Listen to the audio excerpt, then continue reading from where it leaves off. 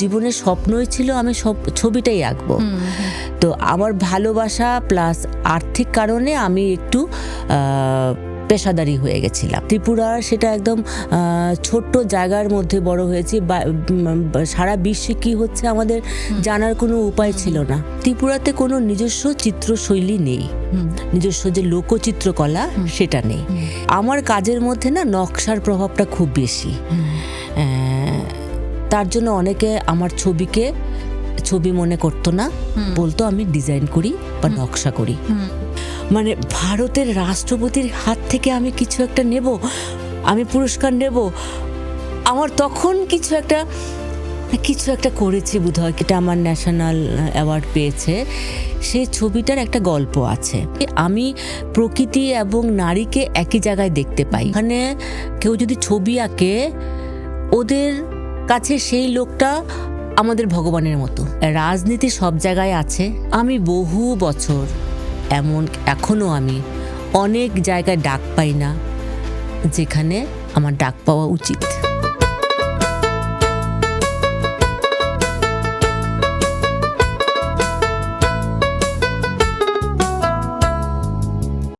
নমস্কার, খোলা মনের আজকের পর্বে আপনাদের সকলকে আবারও আমি স্বাগত জানাই। কিছু কিছু মানুষ থাকেন যারা কতটা গুণী তারা নিজেরা হয়তো বুঝতে পারেন না। তারা শুধু মনের আনন্দে নিজের শিল্পকে নিয়ে চর্চা করেন ভালোবেসে। আজকে আমার সঙ্গে এমনই একজন মানুষ রয়েছেন যিনি নানান গুণের অধিকারী। তিনি মূলত চিত্রশিল্পী। 2025 সালে তাঁর শিল্পকলার জন্য তিনি জাতীয় পুরস্কার পান। তিনি প্রথম মহিলা চিত্রশিল্পী যিনি ত্রিপুরা রাজ্য থেকে এই জাতীয় পুরস্কারটি পেয়েছেন। তিনি ছবি আঁকেন, তিনি নাচ করেন, তিনি হাতের নানান ধরনের কাজ করেন। তিনি আমার খুব প্রিয় একজন মানুষ। আমি তাকে দিদি বলেই ডাকি এবং স্বভাবতই যেহেতু উনি ত্রিপুরার মানুষ, আমি তাকে একটু বেশি ভালোবাসি। আজকে আমার সঙ্গে রয়েছেন চিত্রশিল্পী তপতী ভৌমিক মজুমদার। আসুন ওনার সাথে কথা বলা যাক। নমস্কার। নমস্কার। খুব ভালো লাগলো গৌরী, তুমি আমাকে ডেকেছো এখানে। আমি আগে দেখতাম শুধু খোলা মনের যারা এসছে। আমি ভাবতেই পারিনি মুম্বাই স্টুডিওতে বসে তোমার সঙ্গে কথা বলবো। আমি নিজেকে ভীষণ ধন্য মনে করছি। আমি সত্যি আপ্লুত এখানে এসে। মানে আমার তো তোমার কাছে এটা দাবি ছিল, আবদার ছিল। আমি জানি তুমি ক্যামেরা নিয়ে খুব কনসিয়াস, মানে তুমি একটুখানি নিজেকে লুকিয়ে রাখো। একদম। আজকে যে তুমি আমার সঙ্গে ক্যামেরার সামনে বসে কথা বলছো, সেটা আমার কাছে বড় পাওনা। আমি ভীষণ খুশি, অ্যান্ড থ্যাংক ইউ তুমি আজকে এসছো। তুমি বলো তোমার কেমন লাগছে এখন? মানে তোমার তো এবার একটা বিশেষ কাজে তুমি মুম্বাইতে এসছো। জাহাঙ্গীর আর্ট গ্যালারিতে তোমার প্রথম একক প্রদর্শনী। সেই অনুভূতিটা কেমন? সত্যি সেই অনুভূতিটা বিশাল। কারণ আমি তোমাকে একটা গল্প বলি। 2001-এ ইউনেস্কোর একটা ওয়ার্কশপে আমি জায়গা করে নিয়েছিলাম নিজেকে। নর্থ ইস্ট থেকে একাই আমি সেখানে গেছিলাম। সেটা হয়েছিল হায়দ্রাবাদেতে। তো ওটাতে আমার কাজ খুব সারা জায়গায়, সেই থেকে নানান জায়গায় আমার ইন্টারভিউ এসব হচ্ছিল। আগরতলা DD1 থেকে আমার একটা সাক্ষাৎকার নিতে এসেছিল। আমাকে তখন বলেছিল আপনার পরবর্তী পদক্ষেপ কি, আপনি কি করতে চান।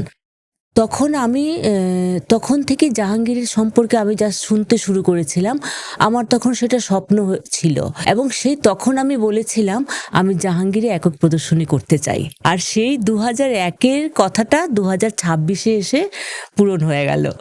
মানে এটা তোমার একটা বিশাল বড় পাওয়া আমার নিজের কাছে। হ্যাঁ, মানে আমাদের ত্রিপুরাবাসীদের কাছে একটা বড় পাওনা। মানে ত্রিপুরায় আমরা সবাই জানি, মানে সাহিত্য, শিল্প, গান, বাজনা সব খুব মন দিয়ে মানুষ চর্চা করে, সেভাবে হয়তো প্রচার পায় না। মানে তুমি এবং তোমার মতন কিছু শিল্পীরা ওটা এগিয়ে নিয়ে যাচ্ছ তোমাদের কাজের মাধ্যমে, এবং বিশ্বের দরবারে, শুধু এখন ভারতে তো সীমাবদ্ধ নেই, তোমাদের কাজগুলো পৌঁছাচ্ছে, সেটা আমাদের কাছে খুব গর্বের। হ্যাঁ, সেটার জন্য সোশ্যাল মিডিয়াকে সত্যি ধন্যবাদ জানাই। না হলে আমরা যেভাবে বড় হয়েছি, ত্রিপুরা সেটা একদম ছোট্ট জায়গার মধ্যে বড় হয়েছি, সারা বিশ্বে কি হচ্ছে আমাদের জানার কোনো উপায় ছিল না। সেই বহু বছর আগে রবীন্দ্রনাথ বলেছিলেন যে বিশ্ব একদিন ঘরে ঢুকে যাবে, সত্যি এখন ঢুকে গেছে।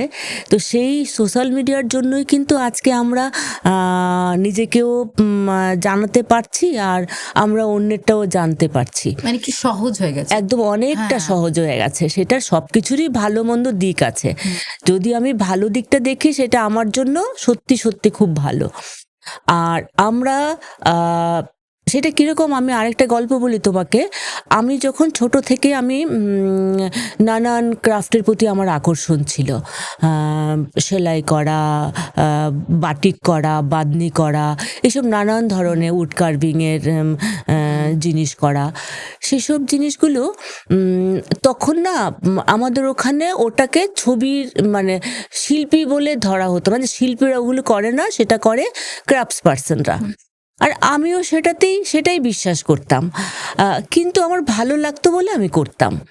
আমি যখন 2000 তো সেটা করছি 2001 সালে, যেটা আমি বললাম একটু আগে, ইউনেস্কোর একটি ওয়ার্কশপে আমার একটা কাজ জায়গা করেছিল। সেটা ছিল একটা কান্থা এমব্রয়ডারির। সেটা একদম পুরো একটা শাড়ি ছিল, মানে শাড়ির যা লেন্থ হয় ওতে হয় সেটা ছিল। সেখানে পুরোটা কাপড়ে এমব্রয়ডারি করা ছিল, যেখানে একটু জায়গাও সুতো মানে সেই কাপড়টা দেখা যাচ্ছিল না। সেটার সাবজেক্ট ছিল ত্রিপুরার যে ট্রাইবেল ওমেন লাইফ, তাদের যে 16 বছর থেকে 60 বছর অবধি ওদের যে জীবনযাপনের যে তালিকা পরপর যে চেঞ্জিংটা আসে, সেটার উপরে। তো সেটা আমি ভালোবেসেই করেছিলাম। আমার তখন একটা বুটিক ছিল, আমার যারা ক্রাফট পার্সনরা, যারা হেল্পার ছিল, ওদেরকে নিয়ে আমি সেই কাজটা করেছিলাম। তো সেটা যখন ছিল তখন সেটা হওয়ার পরে আমাদের আগরতলারই একজন শিল্পী বন্ধু দাদা, উনি বললেন তোমার কোন কাজটা সেখানে সিলেক্ট হয়েছে। আমি বললাম ওরকম একটা। বলছে ও এমব্রয়ডারি, মানে সেটা ওনাকে আমি দোষ দিই না, সে আমাদের ভাবনাটাই ছিল সেটা, মানে ওদের মানসিকতাটা এরকম। হ্যাঁ, কিন্তু আজকের দিনে সেটা ক্রাফট এবং আর্ট যেটা, সেটা এক হয়ে গেছে আর কি। তো 2009 সালে আমি তো করছি, কিন্তু আমার নিজের প্রতি কনফিডেন্স ছিল না। 2009 সালে আমি মুম্বাইতে এসেছি, জাহাঙ্গীর আর্ট গ্যালারিতে আমি এক্সিবিশন দেখতে। তখন আমি দেখলাম কোনো একজন শিল্পী, হয়তো ভগবান আমাকে সেই কারণে সেই সময় সেই শিল্পীর প্রদর্শনী চলছিল, তখন আমি দেখলাম উনি ঠিক কাপড় পেস্ট করে, যেটাকে আমরা অ্যাপ্লিক বলি, কাপড় পেস্ট করে, কালার করে, একটু একটু এমব্রয়ডারি করে উনি ক্যানভাসে উনি শো করছেন, প্রদর্শনী করছেন। আমি বললাম জাহাঙ্গীরের যদি এই ধরনের কাজ প্রদর্শিত হয়ে থাকে, তাহলে আমারটাও তো একটা ভালো শিল্প, এটাকে আমি ক্রাফট কেন বলবো? সেই থেকে আমি আর পেছন দিকে তাকাইনি। আমার নিজের প্রতি কনফিডেন্স আসলো। আমি সত্যি বলতে কি, আমার সেই কোনো কিছু কেউ আমাকে ভালো বলল, সেটার প্রতি আমার সত্যি লোভ, কিন্তু কোনো অ্যাওয়ার্ড পাওয়া বা কোনো প্রাতিষ্ঠানিক যেটা নাম বলে, সেটার প্রতি আমার খুব একটা কখনো ছিল না। আমি ভালো লাগার তাগিদেই আমি কাজ করে যাই এবং কাজ করে যাচ্ছি। সেটা আমি জানি বলে আমি শুরুতেই বললাম যে তুমি এতটা প্রসার বা প্রচারের দিকে তোমার এতটা ঝোঁক নেই। তুমি ভালোবেসে মনের আনন্দে কাজ করে যাও। আমার সৌভাগ্য হয়েছে যে তোমাকে আমি স্টুডিওতে বসে আঁকতে দেখেছি, আমি দেখেছি তুমি মিউজিক চালিয়ে নিজের আপন মনে এঁকে যাচ্ছ।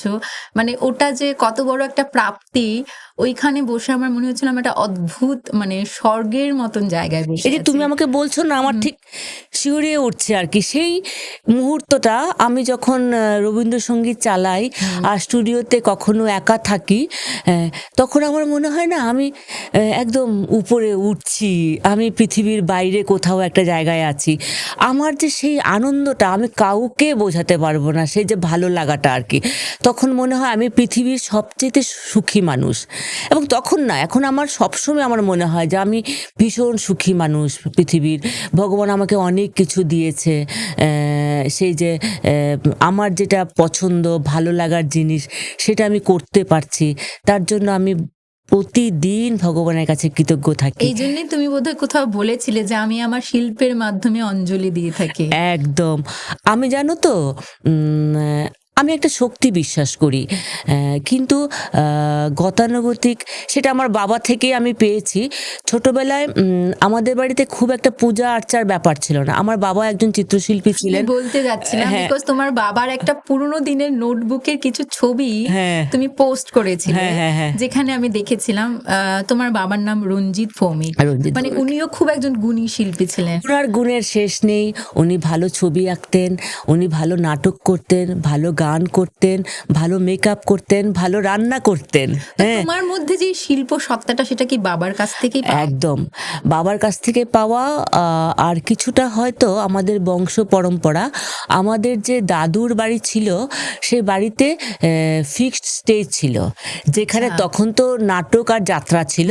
যাত্রার ইয়েটা বেশি ছিল, মাসিক যাত্রা হতো আমাদের বাড়িতে। সেটা কৈলাসহরে? না না না না, কৈলাসহর সেটা অন্য ব্যাপার, সেটা আমাদের আমি বলছি সেটা বাংলাদেশের কথা। আচ্ছা, বাংলাদেশে। বাংলাদেশে। হ্যাঁ, তবে মাঝখানে দর্শকদের আরেকটা কথা বলি। আজকে আমি খুব কনসিয়াসলি তোমার সাথে কথা বলছি বিকজ আমরা দুজন ত্রিপুরায় মূলত আমরা যে ভাষায় কথা বলি বাঙাল ভাষা, বিকজ আমরা দুজনই তো বাঙাল, আমাদের অরিজিনটা বাংলাদেশের। আমার দাদু দিদারা, তোমার দাদু দিদারা ওখানকার ছিলেন, তো আমরা কিন্তু বাঙাল ভাষায় কথা কই। তো হ্যাঁ, আজকে আমি একটু কনসিয়াসলি তোমার সঙ্গে এরকম ভাবে কথা কইতাছি। খুব ভালো লাগছে। তো আমরা আমার দাদু ওরকম ছিলেন, তো যেটা হয় ওখান থেকে আসার পর তো আমার বাবা সেটা শুরু করলেন আর কি। বাবা ওখানে মিশনারি কলেজ স্কুলে পড়াশোনা করেছেন ঢাকাতে, তারপর তো এখানে চলে আসলেন। তো সেটা তারপর বাবা তো করতে থাকলেন। আমার জন্ম আগরতলায়, আমাদের বাড়ি আগরতলার শিবনগরে। বাবার চাকরি সূত্রে আমার কৈলাসহরে যাওয়া। আচ্ছা। তো যেহেতু আমার 6 থেকে 12 অব্দি ওখানে কৈলাসহর, তো অনেকেই ভাবে আমি কৈলাসহরের। তো কৈলাসহরের পরিবেশটা ওরকম ছিল, ছোট্ট জায়গা, আমরা যেখানে থাকতাম, তো ওদের সবারই সব আর্টিস্টদের মাঝখানে আমরা বড় হয়েছি। তো আমার বাবা আমাদের বাড়িতে ওরকম পুজো আর্চার ওরকম একটা ছিল না। ছোটবেলা থেকেই বাবা নানান ধরনের বই, রামকৃষ্ণ, সারদা মা, তারপর বিবেকানন্দ, এই ধরনের অনেকের বই আমাকে এনে দিতেন, আর আমি ভীষণ বই পোকা ছিলাম। তো তখন এবং আমাদের সবাইকে এনে দিতেন, আমার বোন ভাই, কিন্তু আমি পড়তাম হয়তো বেশি আর কি। তো সেই কারণে প্রভাবটা হয়তো বেশি পড়েছে।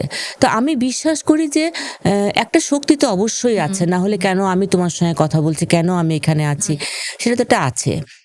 কিন্তু আমরা যাকে সম্মান জানাবো, আমি বিশ্বাস করি ভগবান আমাকে দিয়ে যা পাঠিয়েছে সেটা সমাজের মধ্যে ছড়িয়ে দেওয়া, সেটা আমার কাজ। আমি এখানে এসছি ছবি এঁকে, ছবি যেটা আমি আঁকি, যদি আমার ছবির পাশে দাঁড়িয়ে কোনো একজন কয়েক সেকেন্ড দাঁড়িয়ে যদি তার মনটা ভালো লাগে, সে যদি সেটা কিছু শিখতে পারে, আমি সেটা করে আমি ধন্য। এবং আমি এটার জন্যই পৃথিবীতে এসছি। আমার মেয়ে নাচ করে বা কেউ একজন গান করে, তুমি তোমার কাজটা করছো, তুমি অ্যাঙ্কারিং করছো, তুমি করছো তোমার যে কাজটা, সেটা করাটাই তোমার ভগবানের কাছে শ্রদ্ধাঞ্জলি, ভগবানকে পুজো করা, আমি সেটা মনে করি। আমি যদি সারাক্ষণ আমি কাউকে ছোট করছি না, আমি আমার কথা বলছি, আমি যদি সারাক্ষণ একটা ঘরের মধ্যে লুকিয়ে ছবির মাঝখানে ভগবানের ছবির সামনে ফুল তুলসী পাতা দিতে থাকি, খাওয়ার দিতে থাকি, তাহলে আমার কাজটা কখন করব? ভগবান যা করতে আমাকে পাঠিয়েছেন সেটা আমি কখন করব? তো আমি সেটাই, আমি ভগবানকে পুষ্পাঞ্জলি না, আমি শ্রদ্ধাঞ্জলি জানাই আমার ছবি আঁকার মাধ্যমে, আমার কাজের মাধ্যমে, সেটাই। এই সূত্রে আমি বলি, তুমি তো গভর্নমেন্ট ত্রিপুরার যে গভর্নমেন্ট আর্ট কলেজ, সেখান থেকে ফার্স্ট ক্লাস ফার্স্ট ডিপ্লোমা করেছো। হ্যাঁ, ওখানের আমি অনেক শিল্পীদের চিনি, যারা আমাদের গভর্নমেন্ট আর্ট কলেজ থেকে পাশ করেছে। তোমার সঙ্গে জয়শ্রীদি কাজ করে, ওখান থেকে পাশ করেছে। এখন তোমার মনে হয় যে তোমরা যখন ছিলে তখন যে ধরনের কাজ ওখানে হতো বা যে ধরনের শিক্ষকরা ছিল, সেই এখনো সেই ধরনের গুণগত মানটা ওখানে রয়েছে? দেখো, ভালোর শেষ নেই কখনো। আমার বাবাকেও বলতে শুনেছি, আমরা ওইরকম করেছি, তোমরা এরকম করো। হ্যাঁ। আমিও বলবো আমরা ওটা করেছি, তোমরা ওটা করো। তুমি বলবে ওটা করো। তো দেখো, তখন যদি 5 জন থাকতো, সেখানে এখন 50 জন হয়েছে। অবশ্যই ভালো আছে, কিন্তু সেটা আমাকে খুঁজতে লাগবে, জানতে লাগবে। আমি কখনোই সেটা বলবো না তখন যেহেতু 5 জন ছিল। আজকে দেখো, আমি ছোট করছি না কাউকে, ভ্যান গোগ ছিলেন, পিকাসো ছিলেন, আমাদের ইন্ডিয়ার নানান আর্টিস্টরা ছিলেন যারা আমাদের বাঙালির বা নানান জায়গার। তো ওদের সময় ওরা অবশ্যই অনেক গুণী মানুষ, ওদের কাছ থেকে, ওদেরকে দেখেই আমরা শিখেছি, ওদেরকে পড়াশোনা করেই ওদের নানান জিনিস জেনে আমরা বড় হয়েছি। কিন্তু তখন যদি, সেটাই বলছি, তখন ওরা যা কাজ করেছে আজকে কেউ করে না সেটা তো আমি বলবো না, করে, অবশ্যই করে। কিন্তু এখন এত ভিড়, এত ভিড়, সেখান থেকে তোমাকে খুঁজতে লাগবে। এখন যদি তুমি ভাবো, তুমি যদি সোশ্যাল মিডিয়া খোলো, তুমি সবাই তো সেলিব্রিটি। তুমি যদি আলাদা আলাদা করে কাউকে দেখো, সবাই কিন্তু কাজ ভালো করছে, কিন্তু সবার জন্য আলাদা আলাদা করে জায়গা আছে। তোমার জন্য তোমার জায়গা, আমার জন্য আমার জায়গা। তখন তুমি ভাবো না, আগে ত্রিপুরাতে কতজন লোক সংখ্যা ছিল, এখন প্রায় 40 লক্ষ লোক সংখ্যা। তো টোটাল তুমি পৃথিবীর কথাই ভাবো, এখন মানুষের গড় আয়ু বেড়ে গেছে, যেন লোক সংখ্যা বেড়ে গেছে। তুমি যদি আমাদের বাঙালিদের ব্যাপারটা দেখো, এখন তুমি ঘরে ঘরে শিল্পী। সেটা যদিও আগে বলে, আগেও সবাই বলতো, এখনো বলে, বাঙালিদের একটু ছোটরা বয়সে ছবি আঁকে, নাচ করে, গান গায়, সেই হিসেবে কিছু করবে পড়াশোনার পাশাপাশি। কিন্তু আমি বরঞ্চ সেটা বলি, এখনকার বাচ্চারা অনেক বেশি ট্যালেন্টেড। সেটাই আমি বড় হিসেবে শুধু একটা কথা বলবো, কখনো কখনো কারোর ক্ষেত্রে দেখা যায় যেটা না, অনেক সময় সোশ্যাল মিডিয়ার প্রভাবটা ওদের মধ্যে অনেকটা এসে যায়, ওরা নিজস্বতা হারিয়ে ফেলে ওদেরকে। কিন্তু আমি ট্যালেন্ট নিয়ে সেটা বলবো না। আসলে আমাদের যে আর্টটা, সেটা এমন একটা জিনিস, সেটা শিখে কখনো হবে না। শুধু এইটা কেন, তুমি পড়াশোনার কথাই ভাবো, টিচার তো ক্লাসে সবাইকে একই জিনিস শেখায়, কিন্তু সেখান থেকেই তো কেউ সায়েন্টিস্ট হয়, কেউ ডাক্তার হয়, কেউ ইঞ্জিনিয়ার হয়, কেউ মুদি দোকান খুলে, মুদি দোকান করা খারাপ নয়, কিন্তু কেউ হয়তো কিছুই করে না। তো আমি সেটাই বলবো, তোমাকে, তোমার যে কোয়ালিটি আছে সেটা তুমি তোমার মতো করে খোঁজো, তোমার মতো করে জানো, তুমি কি করতে পারো, সেটা তুমি বলো, তোমার নিজস্ব পরিচিতি তৈরি করো, নিজেকেই চিনতে হবে, নিজেকেই চিনতে লাগবে।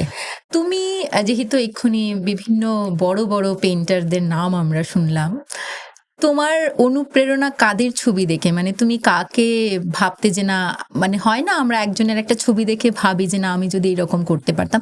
অবশ্যই নিজের চিন্তা ভাবনা থাকে, কিন্তু তোমাকে ইন্সপায়ার করে কার ছবি বা কাদের ছবি?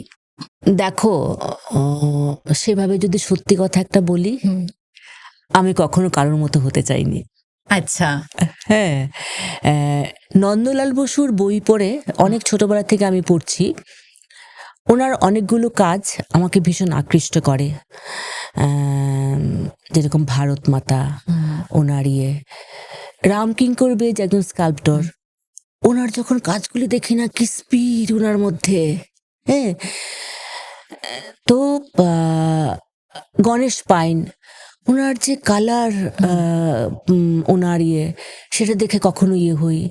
আমাদের পটশিল্পী যে যামিনী রায়, ওনার লাইন দেখে আমার মনে হয় আমি যদি ওরকম লাইন করতে পারতাম। ওনার চোখটা একদম আলাদা। হ্যাঁ, ওনার চোখটা একদম আলাদা, ওনার যে কালার, একদম ফ্ল্যাট কালার, কিন্তু কালারের মধ্যে কি মজা। হ্যাঁ, আমি হুসেনের ছবি দেখেছি সামনে থেকে, তখন আমার মনে হয়েছে কি স্পিড কাজের মধ্যে, ব্রাশিং কি। হ্যাঁ, আমার সৌভাগ্য হয়েছে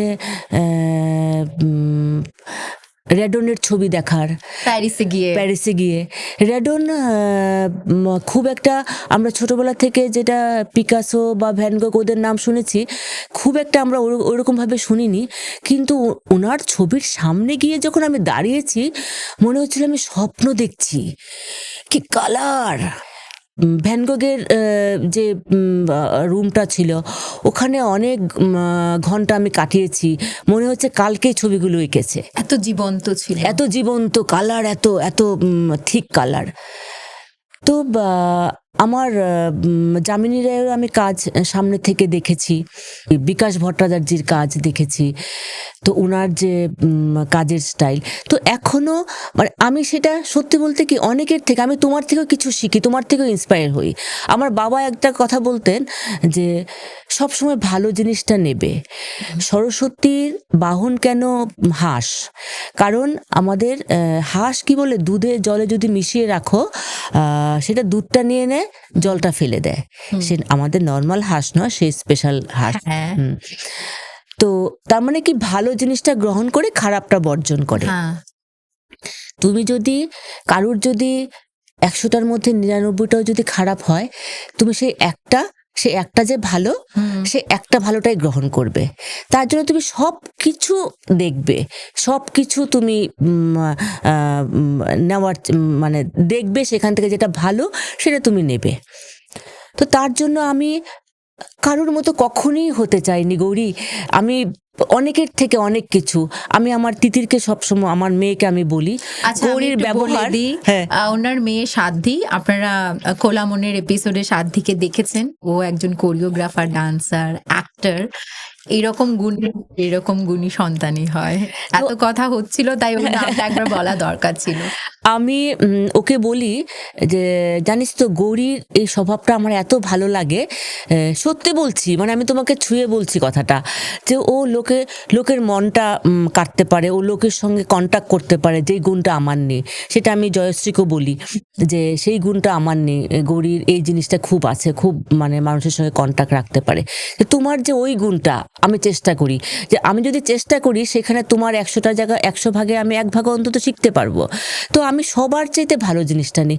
আমার বাড়ির যে কাজ করে মহিলা, তার যে ভালো গুণগুলি, কালকে ওকে আমি ফোন করে জেনেছি তুমি ওই তরকারিটা রান্না করো, কি মশলা দাও গো, সেখানে আমার কোনো নেই, ইগো নেই।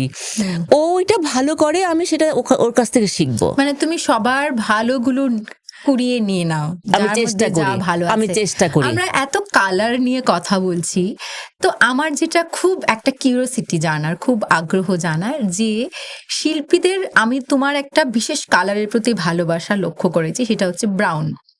তো এই এক একজন শিল্পীর না, আমি যেটা নোটিস করেছি, আমি তোমাদের মতো অতটা বুঝি না, সবার একটা কালারের প্রতি ভালোবাসা থাকে। তো ওটা তোমরা কি, মানে এটা কি তোমাদের মাথা থেকে মানে অনায়াসে চলে আসে, না কিছু ভাবনা চিন্তা করে ওই কালার প্যালেটটা তোমরা ডিসাইড করো? দেখো, কালার প্যালেট ডিসাইড জানি না কোনো আর্টিস্ট করে কিনা, অ্যাটলিস্ট আমি করিনি কখনো।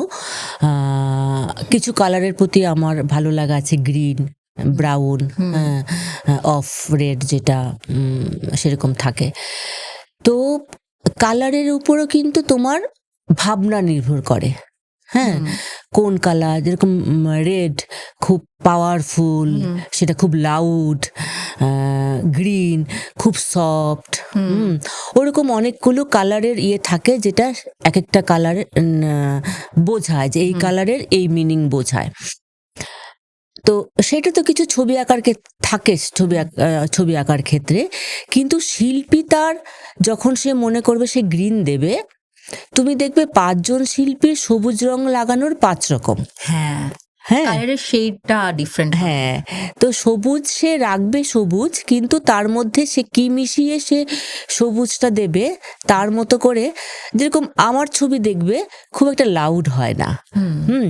আমি যদি ভাবিও যে এখানে আমি লাউড কালার ব্যবহার করব, কিন্তু আমি ব্যবহার করতে পারি না, সেটা অটোমেটিক আমার চলে আসে। এমনকি আমার সাজগোজ করতেও ভালো লাগে, অন্যরা যখন পড়ছে সেটা ভালো লাগে, কিন্তু আমি যখন পড়তে যাই সেটা আমি পারি না পড়তে, সেটা আমি ক্যারি করতে পারি না। তেমনি আমার ছবির ক্ষেত্রে হয়। তো ছবি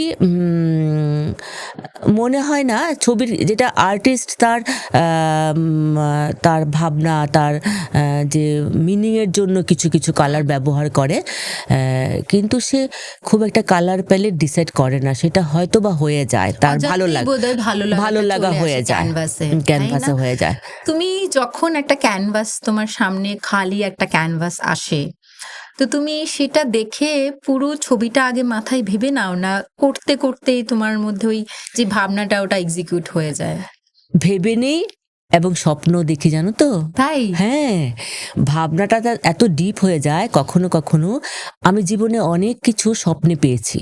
আচ্ছা। হ্যাঁ, হয়তোবা সেটা স্বপ্ন বলবো কেন, হয়তোবা আমার অবচেতন মনে সেটা এতটাই ইয়ে হয়েছে, স্থান করে নিয়ে গেছিল, সেটা আমি ঘুমের মধ্যে, এমনও হয়েছে রাত 3টায় আমি উঠে আমি ড্রয়িং করেছি, ঘুম থেকে উঠে হঠাৎ করে এসছে, জেগে গেছি, আর এটা তো আমি ভুলে যাব, সঙ্গে সঙ্গে আমি কিছু লিখেছি, কিছু হালকা ড্রয়িং করেছি। আচ্ছা। হ্যাঁ, জানো আমার একটা সেটা নেই, সেটার ফটোগ্রাফ আছে কিনা আমি ঠিক বলতে পারছি না, একটা ওয়াল হ্যাঙ্গিং আমি ফেব্রিক কালার দিয়ে কাপড়ে করেছিলাম। তখন আমি তখন সাধ্যি আমার পেটে ছিল, সেটা হয়তো 8 মাস কি এরকম হবে। আমি মানে ভোর 4:30টায় ঘুম থেকে উঠে সেই ড্রয়িংটা করেছিলাম, সেটা আমার মাথায় এসেছিল। তোমার মাথায় কি সবসময় ওই চিন্তা ভাবনাগুলো ঘুরতে থাকে? হ্যাঁ, আমার জানো তো, আমার তো একটা বুটিক আছে, তুমি জানো, রং বেরং। হ্যাঁ, রং বেরং। তো আমি যে কখনো কোথাও কিনে এনে আমার ওখানে বিক্রি করিনি, সেটা আমি যখন, সেটা আবার আরেকটা প্রসঙ্গে চলে আসলো, সেটা থেকে বলছি। সেটা আমি একটু পরে জিজ্ঞেসই করতে যাচ্ছি, শুনবো এই বিষয়ে কথা। তো আমি না সারাক্ষণ কিছু না কিছু ভাবতে থাকি, এবং আমি যখন কিছু করব, তৈরি করি, সেটা আমি না, হয়তো সব শিল্পীরাই করে, সেটা তুমিও করো। তুমি যখন আজকে এখানে আসবে, কালকে থেকে বা আগের থেকে তুমি প্রিপারেশন নিয়েছো, একটা ভাবনা থাকে। হ্যাঁ, তারপর কিছু কিছু তুমি পয়েন্ট আউট করে নিয়েছো, এটা করব, সেটা করব, সেটা সব শিল্পীদের সবার মধ্যেই থাকে, প্রত্যেকটা ক্রিয়েটিভ মানুষের মধ্যেই থাকে। আর আমার ক্ষেত্রে যেটা হয়, সেটা ধরো আমি নতুন একটা ছবি করব, সেটা একটা রাফ একটা ভাবনা আমার মধ্যে আসে, তখন আমি ঘুরছি, আমি রান্না করছি, আমি ঘর গুছাচ্ছি, কিন্তু আমার মধ্যে সেটা ঘুরছে ঘুরছে ঘুরছে, কাগজ এবং পেন বা পেন্সিল সামনে থাকলো, একটা রাফ একটা ড্রয়িং হচ্ছে, সেটা হ্যাঁ, সেটা করতে করতে করতে করতে তারপর আস্তে করে ড্রয়িংটা আসে। ড্রয়িংটার পর আমি খুব একটা লেআউট করিনি, কালার লেআউট, তো কখনো যদি মনে হয় যেটা এসে গেছে সেটা আমি ভুলে যেতে পারি, তখন আমি করে নিই বা লিখে রাখি। আচ্ছা, লিখেও রাখো? হ্যাঁ হ্যাঁ হ্যাঁ হ্যাঁ হ্যাঁ, আমি লিখে রাখি। আমার টেবিলের মধ্যে কতগুলো কাগজ পেস্টিং করা আছে, সেটার মধ্যে আমি পেজ বাই পেজ লিখে রাখি, যখন শেষ হয়ে যায় সেটা আমি ছিঁড়ে ফেলি। আচ্ছা, কখনো এই কথাটা শুনতে শুনতে একটা মজার কথা মাথায় এলো, কখনো এরকম হয়েছে তুমি ভাবছো একটা কিছু, রান্না করছো, সেখানে নুনের জায়গায় চিনি দিয়ে দিয়েছো, বা একটা কিছু এরকম হয়েছে কখনো? কিছু তো হয়েছে, পুড়ে তো যায় রেগুলার, পোড়া লেগে যায়, কারণ দেখা গেল আমি সেটা করছি, আরেক জায়গায় এসে আরেকটা জিনিস ভাবছি, সেখানে আমার রান্না পুড়ে যাওয়াটা সেটা আমার একদম কমন জিনিস, সেটা হয়ে যায়। কিন্তু নুনের জায়গায় চিনি হয়তো দেইনি, হয়তো নুন বেশি দিয়েছি, বা লঙ্কা ডাবল দিয়ে দিয়েছি, সেটা হয়েছে, জিরা বেশি দিয়েছি, সেটা হয়, কিন্তু চিনিটা হয়নি বোধহয়। আচ্ছা, বাট এটা একটা কিছু হয়ে যায়। আমার সাথে হয়, আমি এটা দেখেছি, জানো তো, আমি যখন যাই মানে গান শুনছি বা কিছু করছি, তখন আমি দেখেছি আমি অন্য কাজটা যেটা করছি সেই কাজটা আমি কিছু না কিছুটা ভুল করছি, বিকজ আমি মগ্ন হয়ে যাই। একদম একদম, মানে আমার ভাবনাতে, মানে তুমি জানো আমি এখন সবে সবে একটু নাচ শিখতে শুরু করেছি, আমি না নাচটা কম করি, আমি দিদিকে বেশি দেখি, দিদি যে ওই এক্সপ্রেশন নাচে, আমার ওটাই ভালো লাগে। মানে আমার মনে হয় সব শিল্পীর মধ্যে বোধহয় সেটা থাকে না। একদম একদম, তুমি না ভাবলে, তুমি যখন একটা কোরিওগ্রাফ তোমাকে শিখিয়েছে, তুমি কিন্তু সেটা যদি বাড়ি থেকে না ভাবো, সেটা তুমি তো মুখস্থ করতে পারবে না, সেটা তুমি আত্মস্থ করতে পারবে না। হ্যাঁ, তোমার বডি বাড়িতে তুমি আনতে পারবে না, সেটাকে তোমার ভাবতেই লাগবে। হ্যাঁ, তো সেই যে ভাবনাটা সেটা এক একজনের এক এক রকম হয়, এবং সেটার মধ্যে সেটার জন্য তোমাকে সময়ও দিতে লাগবে, যার জন্য হয়তো বা আমার মাঝখানে বেশ কয়েকটা বছর আমার সেইভাবে ছবি আঁকাটা হয়নি। আমি করেছি শিল্পকর্ম, আমি প্রতিদিন করি, প্রতিদিন আমি কিছু না কিছু ক্রিয়েট করছি, কিন্তু যেটা নিজের জন্য যে খুব একটা তখন কমিশন ওয়ার্ক করেছি, কিন্তু শুধু যেটা আমি এখন যেটা করছি শুধু নিজের জন্য করছি। একটা সময় এমন ছিল যখন আমাদের ত্রিপুরা একটা ছোট্ট জায়গা, যেটা আমি তোমাকে বলছিলাম না, যে লোকে বলতো আমি ক্রাফট ওয়ার্ক করি, আমি আর্টিস্ট না, সেটাতে আমি ওদের প্রভাবে অনেকটা প্রভাবিত হয়ে গেছিলাম। হয়তো বলতে পারো হালকা একটু ডিপ্রেশনে হয়তো বা আমার চলে এসেছিল। তখন আমার মনে হয়েছিল আমার হয়তো কিছু হবে না, আমার মেয়েটার তো এত গুণ আছে, তো ওর প্রতি আমি সময়টা দিই। হ্যাঁ, ও যা ভালো করে সেটার প্রতি আমি সময় দেই, সেটা নিয়ে আমি একটু বেশি ভাবি। ওই সময় তুমি আঁকা ছেড়ে দিয়েছিলে?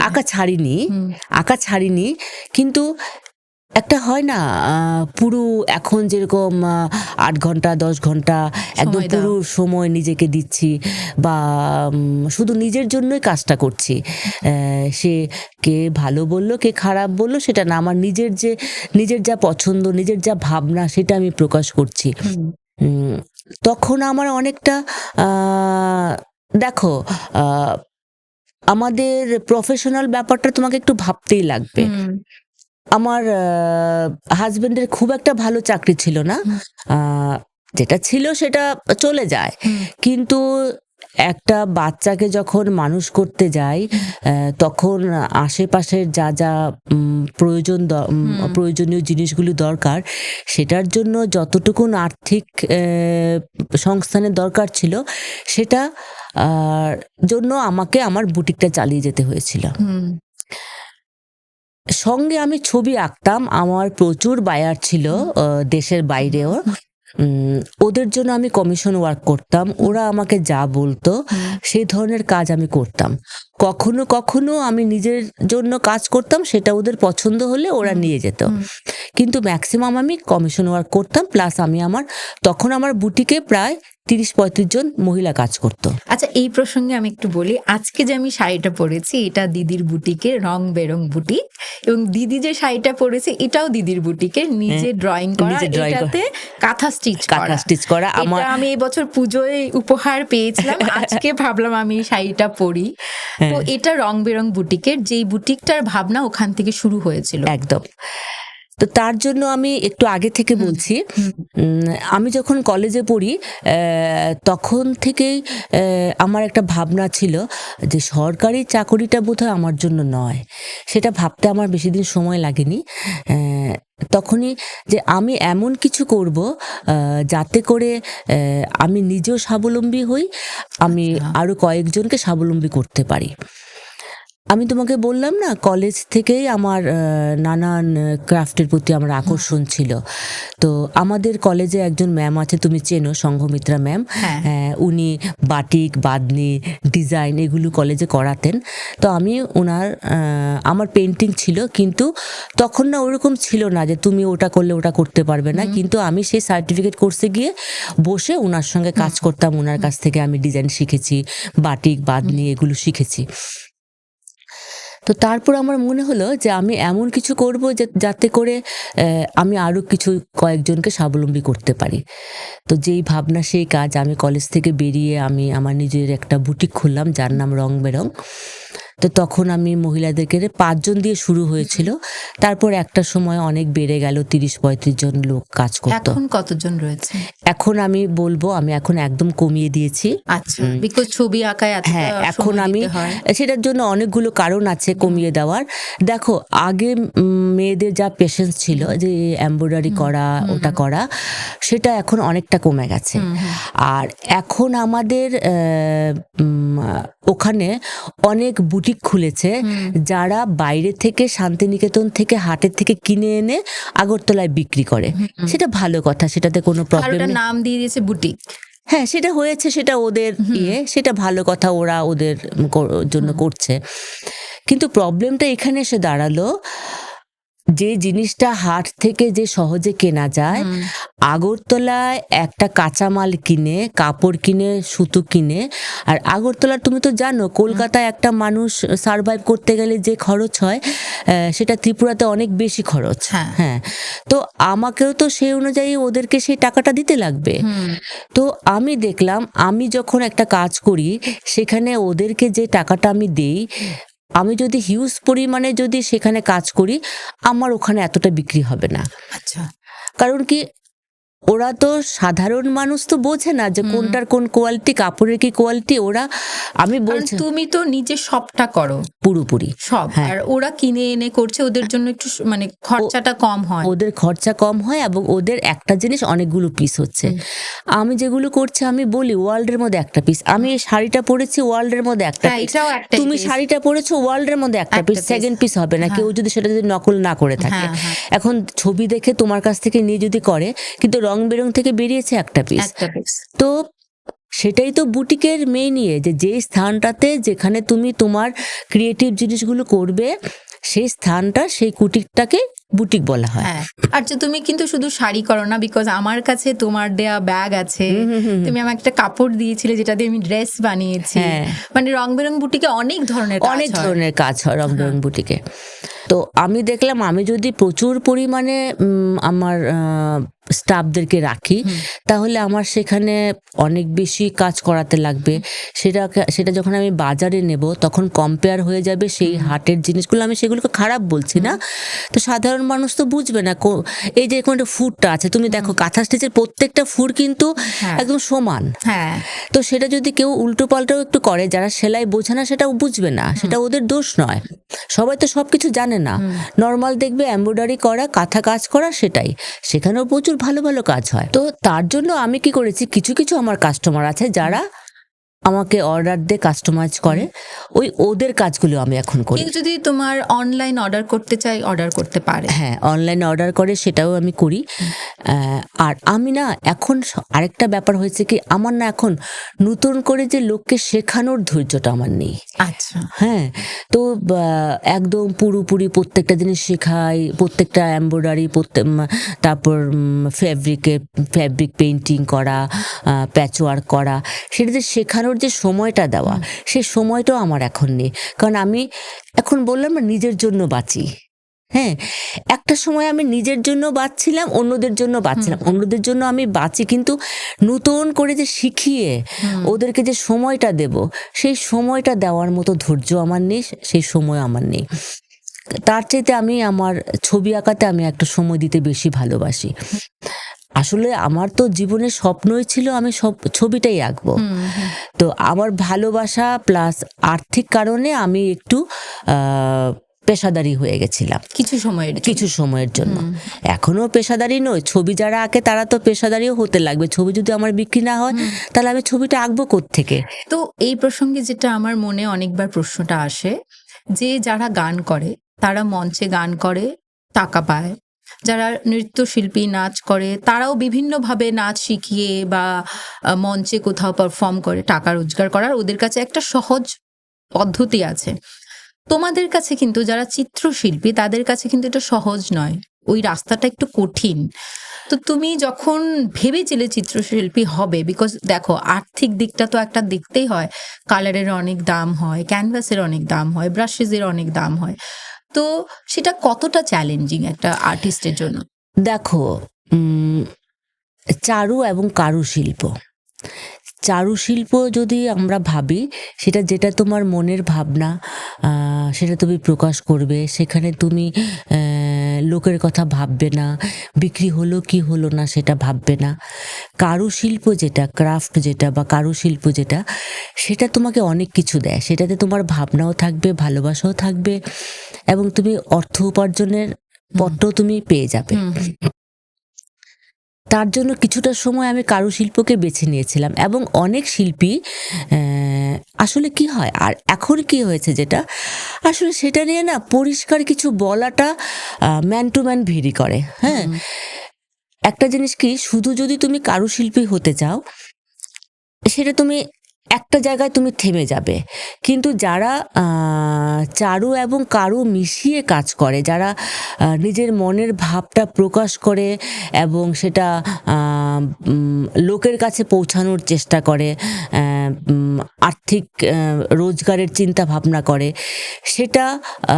সেটাতে নিজের যেমন আনন্দ পাওয়া যায় তেমনি কিছু পয়সা রোজগারের ব্যবস্থা করা যায়।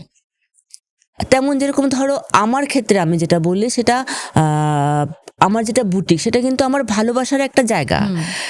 সেখানে আমি ভালোবেসেছি বলেই, আমি ছবি আঁকতে ভালোবাসতাম বলেই আমি একটা যেরকম ধরো আমার এই শাড়িটা একটা পেন্টিং বলতে পারো, সেটাকে যদি আমি একটু অন্যরকম ভাবে একটা ক্যানভাসে তুলি, হ্যাঁ, সেটা একটা পেন্টিং হয়ে যাবে। তো একটা শাড়ির আঁচলকে আমি পেন্টিং ভেবেছি, কারোর ঘরে একটা ওয়াল হ্যাঙ্গিং হবে যেটা ক্যানভাস না হয়ে ওয়াল কাপড়ে নর্মাল হবে, সেটা ক্যানভাসও বলতে পারো, সেটাকেও আমি পেন্টিং ভেবেই কাজ করেছি। তার জন্যেই যে আমার রোজগারের রাস্তাটা অনেকটা সহজ হয়েছে, এবং হয়তো অন্যদের জন্য হয় যারা অনেক আর্ট কলেজ থেকে পাশ করা, যারা পেন্টিং নিয়ে পাশ করেছে এবং ক্রাফটের সঙ্গে তারা অনেক জড়িত আছে, তো তাদের মনের ভাবটা তারা প্রকাশ করে এবং সাথে ওদের যে রোজগারের রাস্তাটা সেটা করে, যার জন্য ওদের দুটোই হয়ে যায় আর কি। আর কিছু শিল্পী আছে, ভারতবর্ষের অনেক শিল্পীরা আছে যারা কখনো কোনো কমিশন ওয়ার্ক করেনি, তারা শুধু ছবিটাই এঁকেছে, ছবি বিক্রি হয়েছে এবং সেটা নিয়েই ওরা ওদের জীবনযাপন করা। হ্যাঁ, তাদের সেটা রাস্তাটা হয়ে গেছে। কিন্তু আমাদের মতো ছোট্ট জায়গা, ত্রিপুরার মতো একটা পাহাড়ি অঞ্চলে সেটা কখনো সম্ভব না। এখন আমাদের আগরতলার নিবাসী যারা আছেন বা ত্রিপুরা যারা আছেন, কটা ছবি কেনে বলো তো? হ্যাঁ, কিন্তু শিল্পীরা বেঁচে আছে, ছবি এখন বিক্রি হয় আগরতলার শিল্পীদের বাইরের বায়ারদের জন্য। আচ্ছা, হ্যাঁ, অনেক শিল্পীরা এখন, যেটা আমি তোমাকে বললাম না, সোশ্যাল মিডিয়ার ভালো দিকটা যদি দেখি, সোশ্যাল মিডিয়াতে তুমি তোমার ছবিটা প্রদর্শন করবে, তারপর সেখান থেকে তোমার ছবি বিক্রি হবে, বা তোমার ছবি দেখে কারোর কোথাও ছবি তোমার কাস্টমাইজ করতে বলবে। এখানে প্রচুর এখন রোজগারের রাস্তা হয়ে গেছে, তোমাদের অনেকটা সহজ করে দিয়েছে, অনেক সহজ হয়েছে, অনেক পথ সহজ হয়েছে। আচ্ছা, ধরো আমরা যখন মানে সব শিল্পীদের একটা সময় আসে না, ওদের মাথাটা কোথাও গিয়ে ব্লক হয়ে যায়। মানে তোমার ধরো তুমি ভাবছো যে তুমি কিছু একটা আঁকবে, কিন্তু আসছে না, যেটা তুমি ভাবছিলে সেটা হচ্ছে না, তোমার এরকম কখনো হয়? খুব হয়। তখন কি করো? পাগল পাগল করি। হ্যাঁ, তো সেদিন আমার এক দিদি আছে, কিছুদিন আগে, মিতালিদি বলে, তুমি চেনো হয়তো। তো আমি দিদিকে বলছি, দিদি আমার কিছু আসছে না জানো তো এখন। বলছে কিচ্ছু হবে না, এসে যাবে। হ্যাঁ হ্যাঁ, তুমি একটু সময় দাও নিজেকে, তখন আমি হয়তো ভালো সিনেমা দেখি, ভালো বই পড়ি, ভালো গান শুনি, কিন্তু কিছু ভাবার চেষ্টা করি। কিন্তু কখনো কখনো একদমই যখন কিছু আসে না, আমি ঘরের নানান কাজ করি, হয়তো ভালো একটা সিরিয়াল দেখলাম, টিভি দেখলাম, নাচ দেখলাম, গান শুনলাম, ওই করে কয়েকদিন কাটিয়ে নিই, তারপর ঠিক চলে আসে। ওটা জানি আসবে। আচ্ছা, তুমি নাচের প্রসঙ্গে যেহেতু কথা এলো বলি, তুমি তো খুব ভালো নাচও করো, জানি না ভালো করি কিনা। কারণ কিছুদিন আগে আমি তোমার একটা ভিডিও দেখেছি, যেটা আগরতলা মানে ত্রিপুরার যে আর্ট কলেজ, সেটার বোধহয় সুবর্ণ জয়ন্তী অনুষ্ঠানে তুমি নাচ করে সবাইকে চমকে দিয়েছিলে। এবং তোমার মেয়ের মধ্যে কিন্তু নাচটা তোমার কাছ থেকেই পাওয়া, মানে শুরুটা তোমার থেকেই হয়েছিল, এটা সাধ্যি এখানে বলে গেছে। তো তুমি সেটা কেন আর পার্সিউ করনি কেন আর নাচটা? সে অনেক গল্প, জানো তো। আমার খুব ছোটবেলায় আমার মা মারা যান। আমার মায়ের খুব শখ ছিল আমি নাচটা শিখি। তখনকার সময় 4 বছর বয়সে সে আগরতলার শিববাড়িতে আমাকে নাচের জন্য ভর্তি করান। ওখানে নাচ শেখানো? হ্যাঁ, মণিপুরি নৃত্য শেখানো হতো। মণিপুরি নৃত্য দিয়ে আমার প্রথম শুরু। তার কিছুদিন পরে আমার মা মারা যান। আমার বাবা ট্রান্সফার হন কৈলাসহরে। তো তখন ওখানে তথাগত যেটা নৃত্যশিল্প বা নাচ শেখানোর ব্যবস্থা ছিল না। তো কিছু কিছু আমার মাসিরা কিছু কোরিওগ্রাফ করতেন, সেই শিখতাম। কিছুক্ষণ আগে আমি মৈত্রীদির কথা বলেছি, ওনার কাছে উনি অনেক আমার নাচের কোরিওগ্রাফ করে দিয়েছেন, রবীন্দ্র নৃত্য যেটা। তখন আমি সাপ মোচন করেছি, সেই লিড রোলটাতে ইয়ে করেছি। তো অনেক নাচের কম্পিটিশন করেছি, নাচ করতাম।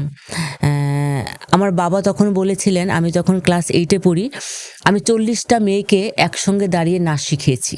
আচ্ছা। হ্যাঁ, আমার তখন থেকে একটা লিডিং পাওয়ারটা ছিল, বা কিছু একটা করার ইয়ে ছিল। বাবা বলছে, না কিছু একটা করতে পারবি মনে হচ্ছে, এখনই যখন এটা করেছিস কিছুটা করতে পারবি। সেটা কৈলাসহরের কথা। ধরো আমি যখন ক্লাস 8-এ পড়ি, বা তার একটু আগে হবে, হঠাৎই আমার মনে হলো যে আমি ভবিষ্যতে ছবিটাই আঁকবো। আচ্ছা। তখন আমার ছবি আঁকার প্রতি আমার নেশা বেড়ে গেল। আগে কিন্তু কখনো আমি ছবি আঁকিনি, আমি নাটক করতাম। আমি আমার বাবার সঙ্গে নাটক করেছি, আমি নাচ করতাম, আমি আবৃত্তি করতাম।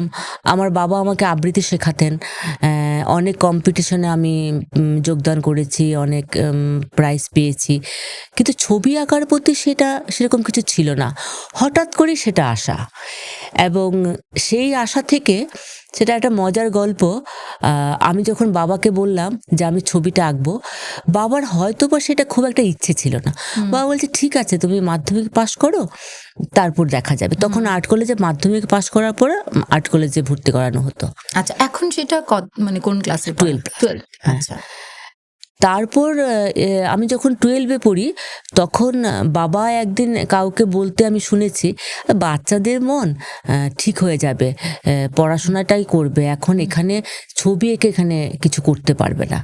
কারণ আমার বাবা একজন শিল্পী ছিলেন, তা সত্ত্বেও হয়তো পারিপার্শ্বিক কারণে, যেটা বলছিলাম।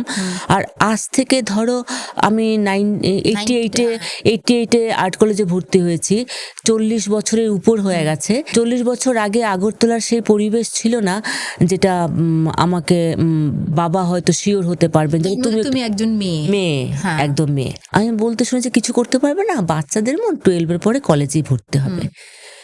আমি তখন কি করলাম, আমি বাবাকে বললাম যে আমার প্রিপারেশন হয়নি, আমি 12 পরীক্ষা দেব না। আচ্ছা। আমি 12 পরীক্ষা দেইনি, আমি টেস্ট অ্যালাউ হয়েছি, টেস্টে ভালো রেজাল্ট, যতটুকু নর্মাল, খুব একটা ভালো স্টুডেন্ট ছিলাম না, যতটুকু হওয়ার হয়েছে। তারপর বাবা বলছে, কেন? আমি বলছি, না ইংলিশে আমার প্রিপারেশন হয়নি, আমি দেব না, আমি আগামীবার দেব। তারপর আমি বললাম, তুমি আমাকে আর্ট কলেজে ভর্তি করে দাও। বাবা বলছে, না তুমি সামনের বার 12 পরীক্ষা দেবে, তুমি আর্ট কলেজে ভর্তি হবে না। আমি 3 দিন অনশনে ছিলাম সেই বয়সে, আর্ট কলেজে ভর্তি হওয়ার জন্য। আমার কতটা ভালোবাসা ছিল, ডেডিকেশনও ছিল। হ্যাঁ। তারপর আমি 3 দিনের দিন বিকেলে বাবা ভাত মেখে আমার মুখে তুলে বলল, ঠিক আছে তোমাকে ভর্তি করাবো। তারপর এনে আমাকে আর্ট কলেজে ভর্তি করালেন। সেই থেকে আমি আমার ধ্যান জ্ঞান ভালোবাসা সবকিছু আমার ছবি আঁকাতেই। সেই ছবি আঁকাটা নিয়ে আজকে তুমি বিশ্বের দরবারে এসেছো। একটা খুব মজার ঘটনা আমি যেটা দর্শকদের সাথে শেয়ার করতে চাই। গত বছর সেটা সম্ভবত সেপ্টেম্বর মাস ছিল, তো দিদি আমাকে ফোন করলো, এবং সম্ভবত সময়টা রাত্রিবেলা 8টা সাড়ে 8টা ছিল। তো আমি রাস্তায় ছিলাম, আশেপাশে অনেক শোরগোল হচ্ছিল, কিন্তু তার মাঝে দিদির একটা কথা আমি পরিষ্কার শুনতে পেলাম, যে আমি ন্যাশনাল অ্যাওয়ার্ডটা পেয়ে গেছি। এখনো বেশি লোক জানে না, যখন ওরা অফিসিয়ালি জানাবে তখন আমি জানাবো। যেহেতু আমি সেই ছবিটা মুম্বাই থেকে প্যাক করে পাঠিয়েছিলাম দিল্লিতে, সেজন্য দিদি আমাকে খবরটা জানালো, এবং আমি যে ওই মুহূর্তটা কতটা খুশি হয়েছিলাম, মানে সেটা তোমায় বলে বোঝাতে পারবো না। আমি সবাইকে, দর্শককে বলছি, সেই ন্যাশনাল অ্যাওয়ার্ডটা পাওয়ার জন্য গৌরী অনেকটা হেল্প করেছে আমাকে। কিরকম, আমার ছবিটা ছিল মুম্বাইতে, কোনো একটা কারণে মুম্বাইতে এসছিল। তো ওদের যেই সময়ে আমার পৌঁছাতে লাগবে মুম্বাইতে, সেই সময়ে সাধ্যিও মুম্বাইতে ছিল না, আমি তো ছিলামই না। তখন গৌরীকে যখন আমি বললাম, গৌরী জানো এমন এমন ঘটনা হয়েছে, সাধ্যি মুম্বাইতে নেই। গৌরী আমার কিছু না বলে গৌরী বল, কি হয়েছে, আমি পাঠিয়ে দেবো। হ্যাঁ, গৌরী আমার সাধ্যির ফ্ল্যাটে গেল, গিয়ে সেখানে সেই প্যাক করে তারপর ছবিটা পাঠিয়ে দিল। সেটার জন্য মানে আমি, গৌরী যদি না থাকতো সেই ছবি কি করে মুম্বাই থেকে দিল্লিতে যেত আমি জানি না। না না, সেটা ঠিক চলে যেত, বিকজ ওটা তোমার প্রাপ্য ছিল, তোমার প্রাপ্তি। মানে আমি যেটা বলছিলাম যে আমি যেহেতু ওই মুহূর্তে এতটা খুশি ছিলাম, তুমি যখন খবরটা পেলে তোমার সেই মুহূর্তের অনুভূতিটা কেমন ছিল? তারপরে তুমি যখন রাষ্ট্রপতির হাত থেকে পুরস্কারটা নিলে, আমি ছবিটা দেখেছি সোশ্যাল মিডিয়াতে, মানে আমরা এতটা খুশি যারা তোমাকে কাছ থেকে চিনি। তুমি তো ওখানে স্বয়ং ছিলে, তোমার কেমন লাগছিল?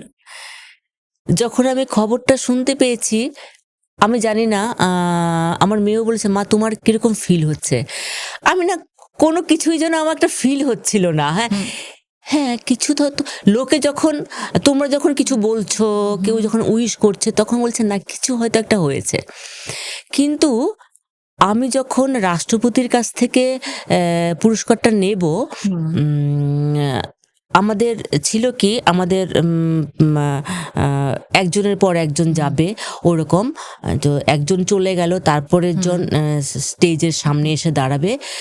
আমি যখন একটা সিঁড়ি পার হয়ে যখন পাটা উঠালাম যে এখন আমি যাব, তখন আমার কিছু একটা ফিল হলো যে বোধহয় আমি কিছু একটা করেছি।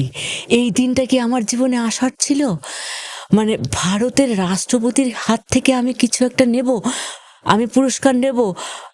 আমার তখন কিছু একটা করেছি বোধহয়, কিছু একটা, আমি বোধহয় আগের জন্মে বা এ জন্মে আমি কিছু একটা হয়তো ভালো কিছু করেছি, যার জন্য এই দিনটা আমার জন্য এসছে। আমার সেই মুহূর্তে আমার ফিলিংটা আমার অন্যরকম ছিল। এখন আমি তোমাকে বলছি, আমার এখনো আমার সেই মুহূর্তটা মনে হচ্ছে, গায়ে কাটা দিচ্ছে, গায়ে কাটা দিচ্ছে, আমারও গায়ে কাটা দিচ্ছে সত্যি। হ্যাঁ, তো এটা তো আমার মনে হয় তোমার সাধনার ফল। মানে এই যে আমরা তো সবাই সাধনায় মত্ত থাকি, মানে যে যার মতন যেটা কিন্তু ভালোবাসে। জানো তো গৌরী, আমি অনেকে হয়তো বলবে হ্যাঁ তোমার বেশি বলা বা বেশি তুমি অন্যরকম ভাবো, কিন্তু সেই মুহূর্তটা থেকেও আমার বেশি আনন্দের মুহূর্ত আমি যখন রবীন্দ্রসঙ্গীত শুনে আমি যখন স্টুডিওতে একা থাকি আর ছবি আঁকি, আহা, ওটা আমার বেশি খুশি দেয় জানো তো। আমি বলছি না ওটা আমার হয়তোবা আমি ওটার জন্য এই মুহূর্তটা আরো বেশি ফিল করতে পারি, আজকে তোমার কাছে বলতে পারছি বা আমি কিছু লোকের কাছে পৌঁছাতে পেরেছি, এবং আমার সেই পুরস্কারটা আমি অনেক লোকের মানসিকতা বদলাতে পেরেছি। বলবো, আমি বলাটা দরকার, আজকে আমি এখানে এসেছি। জানো, যেহেতু আমার ছবির মধ্যে নকশার ইয়েটা, যেহেতু আমি নকশা ভালোবাসি, এখন আমি আমার ছবি সম্পর্কে একটু বলবো। হ্যাঁ, আমি এটা আমার এরপরে এটাই জিজ্ঞেস করতে যাচ্ছিলাম, বিকজ তোমার কালেকশনের তুমি একটা নতুনত্ব জিনিস তৈরি করেছো, বিকজ তুমি দুটো শিল্প মাধ্যমকে একসঙ্গে করে নিয়েছো। তোমার ছবিতে আমরা দেখতে পাই, এবং তোমার কালেকশনের নাম হচ্ছে রিভূমি। রিভূমি। তো সেটা নিয়ে আমি এখন তোমার কাছে শুনতে চাই, যেহেতু সেই প্রসঙ্গে আমরা কথা বলতেই শুরু করেছি। তো কি হয়েছে, সেটা নয় যে আমি কারোর ভাবনা বদলাতে পেরেছি বলে আমি খুব প্রাউড, সেটা নয়। কিন্তু আমার মনে হয়েছে যে বদলানোটা সেটা আমার জন্য না, সমাজের জন্য দরকার। একটু আগে আমি বলেছিলাম এখন আর্ট অ্যান্ড ক্রাফট একই জায়গায় চলে এসছে, এখন কোনো ভাবা হয় না, আর্ট অ্যান্ড ক্রাফটকে খুব একটা আলাদা করে ভাবা হয় না। তোমার আমি যখন আমি কাজ করছিলাম, সেটা আমি বললাম না, বলেছিল যে এমব্রয়ডারি, তো ওটা ওদের দোষ নয়, সেটা আমাদের পরিবেশ অনেকটা অনেক কিছু নির্ভর করে। তো আমার কাজের মধ্যে না নকশার প্রভাবটা খুব বেশি, তার জন্য অনেকে আমার ছবিকে ছবি মনে করতো না, বলতো আমি ডিজাইন করি বা নকশা করি, কিন্তু বোঝার চেষ্টা করতো না আমি কি করছি, কেন করছি। আমার যে কেনর উত্তরটা, সেটা হলো আমাদের যে ত্রিপুরাতে কোনো নিজস্ব চিত্রশৈলী নেই, নিজস্ব যে লোকচিত্রকলা সেটা নেই। ত্রিপুরা একটা মিশ্র সংস্কৃতির জায়গা, যেখানে আছে আমাদের যারা বাঙালি এবং আদিবাসী। আদিবাসীরা যে কাপড় বোনে, ওদের সে কাপড়ে বোনার ওটাতে অনেক ধরনের নকশা থাকে এবং সেই কাপড় বোনাটা সেটা বিশ্ববিখ্যাত। এটা আদিকাল থেকে চলে আসছে। সেখানে কোমর তাঁত আছে, এমনিতে তাঁত আছে, কোমর তাঁতটাই বেশি, মানে ওরা কোমরে একটা তাঁত বসায়, সেটা দিয়ে ওরা বোনে। এখানে অনেক ধরনের নকশা আছে, সেখানে রঙের অনেক বাহার আছে। আর আছে আমাদের বাঙালিদের যারা পুজো পার্বণে ব্যবহার হয় নানান ধরনের আলপনা, তারপরে নকশিকান্থা, ওটা ওদের সেই শিল্পটা ওরা ওদের সেই পূর্ব বাংলা থেকে ওদের সাথে করে নিয়ে এসছে। তো ত্রিপুরা একটা মিশ্র সংস্কৃতির জায়গা। আমি যেহেতু ওগুলোতে খুব ওগুলোর প্রতি খুব আকর্ষিত, আমি খুব ভালোবাসি নকশা জিনিসটাকে। তো আমি কি করলাম, সেই আমার ছবিতে, আমার যে সমসাময়িক ছবি, সেখানে যে যে আদিবাসীদের নকশার আমি আমার কাজে ব্যবহার করতে শুরু করলাম, আমার সমসাময়িক কাজে। তো আমাদের আদিবাসীরা যে কাপড় বোনে, সেই কাপড়কে ওরা রি বলে, আর ভূ অলঙ্করণের ভূ। আচ্ছা, ওখান থেকে তোমার রিভূমি, সেখান থেকে রিভূমি, আমার নামটা কি সুন্দর। হ্যাঁ, সেখান থেকে আমার কাজের শৈলীর নাম দিলাম আমি রিভূমি। তো সেটা আমি করতে শুরু করলাম। সেটা আমি যখন করতে শুরু করলাম, আমি অনেককে ডাইরেক্ট ইনডাইরেক্ট ভাবে বলতে শুনেছি, সেটা তো ছবি নয়, সেটা তো ডিজাইন, সেটা তো নকশা। তোমার কষ্ট হতো? কষ্ট হতো, কিন্তু আমি বললাম না যে আমি যখন 2010-এ আমি দেখেছি, তখন আমি অনেকটা নিজেকে সামলে নিয়েছিলাম যে আমি যেটা করছি সেটা আমি ঠিক করছি, আমি আমার জায়গায় ঠিক আছি, সেখান থেকে আমি সরবো না। তারপর আমি কাজ করতে শুরু করলাম। সেই রিভূমি নিয়ে আমি কাজ করেছি ধরো 4-5 বছর ধরে, কিন্তু নকশা নিয়ে তো আমি দীর্ঘ 40 বছর ধরে কাজ করছি। তো সেই কারণেই যে আমার যে কাজ, লাইনিং, আমার যে কালার, সেটা আমাকে অনেকটা হেল্প করলো রিভূমির কাছে। যে ছবিটার জন্য জাতীয় পুরস্কার পেয়েছো, সেটাও তো তোমার রিভূমি শৈলী। রিভূমি শৈলী, হ্যাঁ। এটা শুনতে কি ভালো লাগছে, রিভূমি শৈলী। তুমি জাতীয় পুরস্কার পাওয়ার পর তোমার প্রতি যে কিছু কিছু লোকের একটা ভাবনা ছিল, সেটা চেঞ্জ হয়েছে? হয়তোবা হয়েছে, কিছুটা হয়েছে। অন্যভাবে তোমাকে দেখে মনে হচ্ছে, দেখে, কারণ ওটাকে তো অস্বীকার করতে পারবে না। হ্যাঁ, এখন বোঝার চেষ্টা করে। তো আমার যে সেটা আমি আরেকটা কথা বলি, রিভূমি শৈলী, কিন্তু আমার যে ছবির ভাবনা ছিল, সেটা বা ছবির নামটা ছিল, সেটা ছিল শক্তি। সে শক্তি আমার ছবিতে বিশেষ করে নারী এবং আমাদের নেচার, যেটা, সেটা নিয়ে আমার কাজ হয়। হ্যাঁ, আমি তোমার ছবিতে একটা তো মা দুর্গার বা নারীর একটা প্রতীক দেখতেই পাই, অনেকগুলো ছবিতে দেখতে পেয়েছি। তাছাড়া আমি আরেকটা জিনিস লক্ষ্য করেছি, সেটা হচ্ছে মাছ। সেটা কিসের প্রতীক হিসেবে তুমি ব্যবহার করে থাকো? এটা আমার খুব জানার ইচ্ছে ছিল। মাছ আমরা বাঙালিরা শুভ কাজে ব্যবহার করে থাকি। হ্যাঁ, তো সেই হিসাব থেকেই, সেদিক থেকেই মাছকে আমি মানে শুভ মনে করি। তো আর যেহেতু আমি প্রকৃতি নিয়ে কাজ করি, আমি প্রকৃতি এবং নারীকে একই জায়গায় দেখতে পাই। নারীও যেরকম প্রতিকূলতার, যত প্রতিকূলতার মধ্যেও নিজেকে একদম উঠে দাঁড়াতে সক্ষম হয়ে যায়, তেমনি প্রকৃতিও তেমনি এত কিছু হয়ে যাচ্ছে, কিন্তু সে আবার ঘুরে নিজেকে সবার সামনে তুলে ধরে। যতই দুঃখ বেদনা সবকিছু থাকুক না কেন, ঝড় ঝাপটা, নিজেকে সেই জায়গায় নিয়ে আসে। তো আমার যেহেতু একটা বুটিক ছিল, সেখানে মহিলারা রোজ দিন আসতো, তাদের রোজ দিনে তাদের দুঃখ দুর্দশার ঘটনা শুনতে শুনতে কখন আমার মধ্যে ওদের অনেকটা প্রভাব পড়তে শুরু করলো। ওদের প্রতিদিনের নানান যে যুদ্ধ, সেই যুদ্ধ থেকে ওরা, মানে যুদ্ধ করেও ওরা ওদেরকে প্রকাশ করার চেষ্টা করছে, সেই যে ওদের শক্তিটা, সেই শক্তিটাকে আমি দুর্গার সঙ্গে তুলনা করি। আচ্ছা, সেটা তোমার শিল্পে প্রকাশ পায়, তোমার ছবিতে সেটা আমরা দেখতে পাই। দুর্গা মা আমাদের যে শক্তির যে প্রকাশটা, সেই জায়গায় আমরা দুর্গা মাকে যেভাবে দেখি, একটা শক্তি রূপিণী, দশভুজা শক্তি রূপিণী মা। তো সেই জায়গায় আমি প্রতিটা নারীকে সে দেখতে পাই দুর্গা রূপে। হ্যাঁ, সেই আমার ছবি একে তো নারী এবং প্রকৃতিকে আমি একই জায়গায় দেখতে পাই, এবং নারীকে আমি দুর্গা রূপে দেখতে পাই, যদি দুর্গাকে আমরা একজন পাওয়ারফুল লেডি হিসাবে ভাবতে পারি। আর তুমি দেখবে আমার ছবিতে একজন মহিলা যখন প্রেগনেন্ট, তার পেটে কিন্তু শুধু মানুষের যে ছোট বাচ্চার ইয়ে থাকে তা না, সেখানে মাছ থাকবে, সেখানে গাছ থাকবে, সেখানে পদ্ম ফুল থাকতে পারে, পাতাও থাকে, আমি পাতা দেখেছি, থাকে, হ্যাঁ, পদ্ম পাতা দেখেছি। সৃষ্টি একটা নারী যেরকম সৃষ্টি করে, প্রকৃতিও প্রতিদিন সৃষ্টি করে। আমি তো একে অপরের পরিপূরক হিসেবে ভাবি। তাই নারী এবং প্রকৃতি, সে নারীও সৃষ্টি করছে, প্রকৃতিও সৃষ্টি করছে, সেখানে আমি আলাদা করে কিছু দেখি না, সেটা এক হয়ে যায়, এক হয়ে যায়। আমার ছবিতে সে এক হয়ে যায়।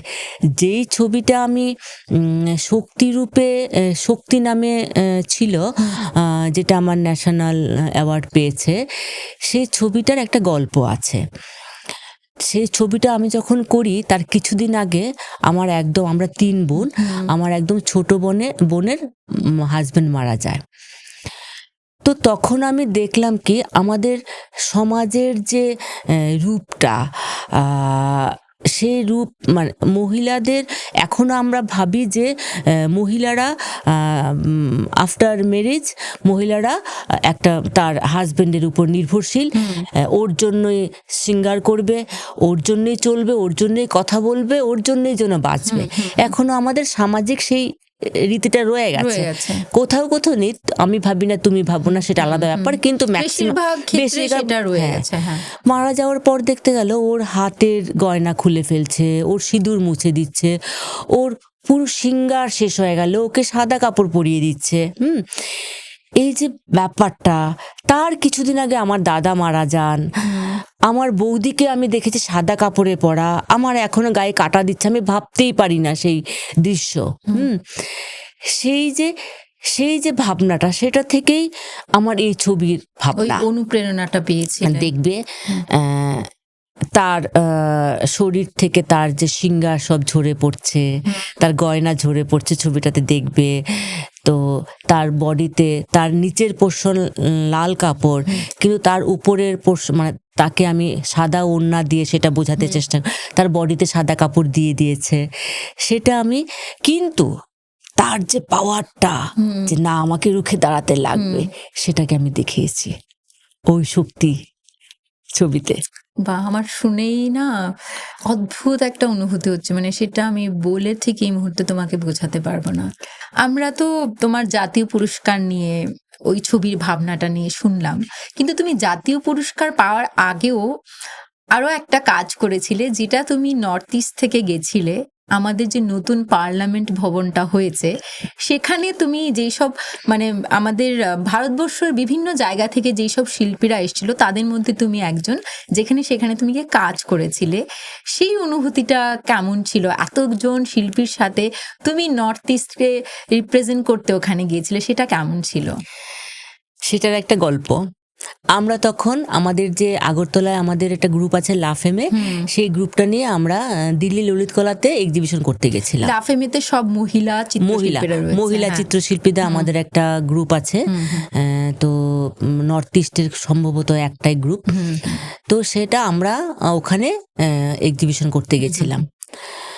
তো আমাদের প্রদর্শনী শেষ হয়ে গেছে, ওখান থেকে আমরা গেছিলাম সিমলা থেকে আমরা আবার দিল্লিতে এসেছি। তো দিল্লিতে যখন এসেছি তখন ওখানে একজন মহিলাকে আমি দেখতে পেলাম আমাদের রুমে। আমরা তখন ডরমিটারি দিয়েছিল ললিত কলার ইয়েতে, আমরা অন্য রুম পাইনি, তো একজন মহিলা ছিল। তো আমরা তখন অনেকেই চলে গেছে, আমরা তখন 3 জন ছিলাম, আমি, তাপসীদি আর সংঘমিত্রা ম্যাডাম।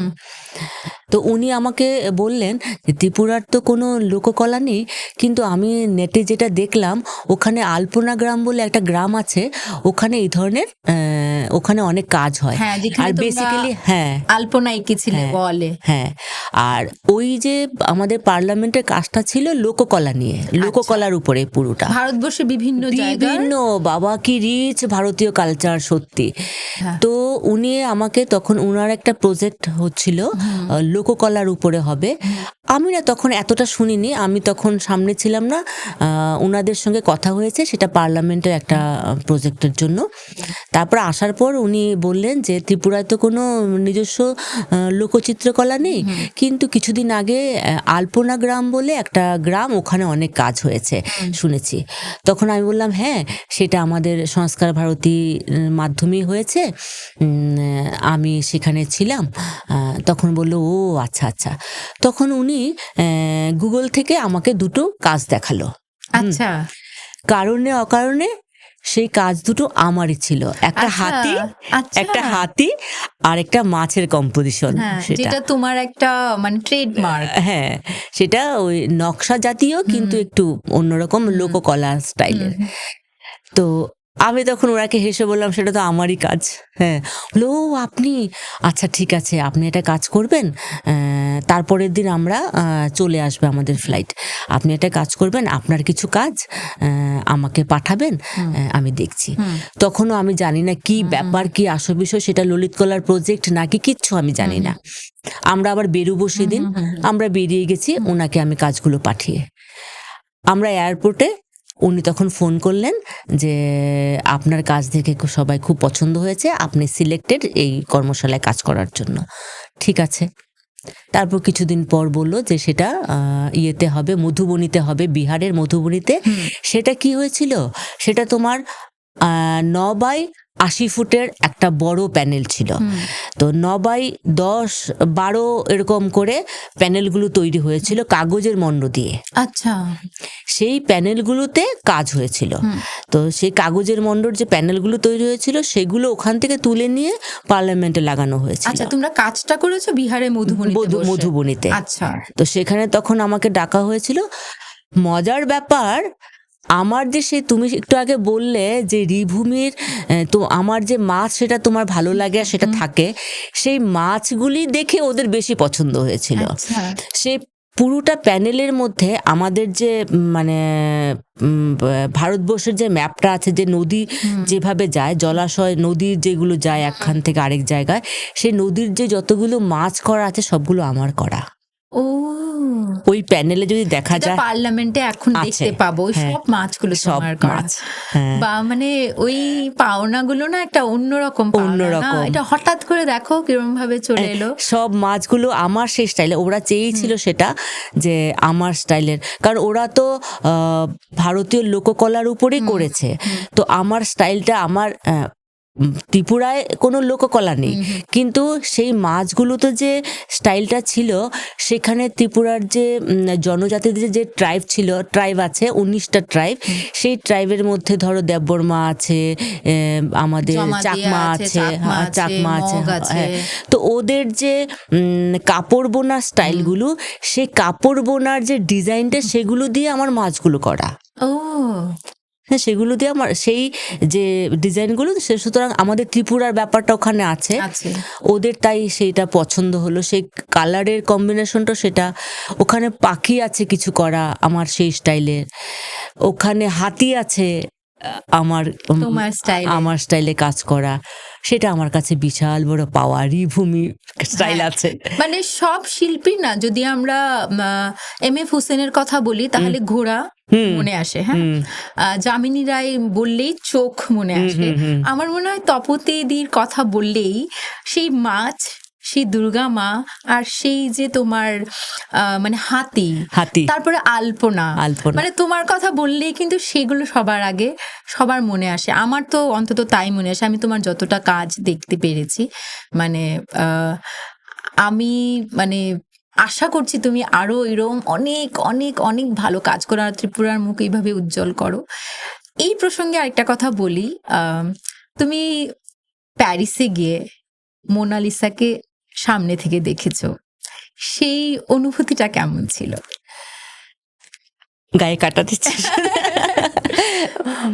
প্যারিসে যখন তুমি তো জানো সাধ্যির নানান জায়গায় ঘুরে বেড়ায়, তো যখন ও প্যারিসের কথা বলল আমাকে বলল মা যাবে।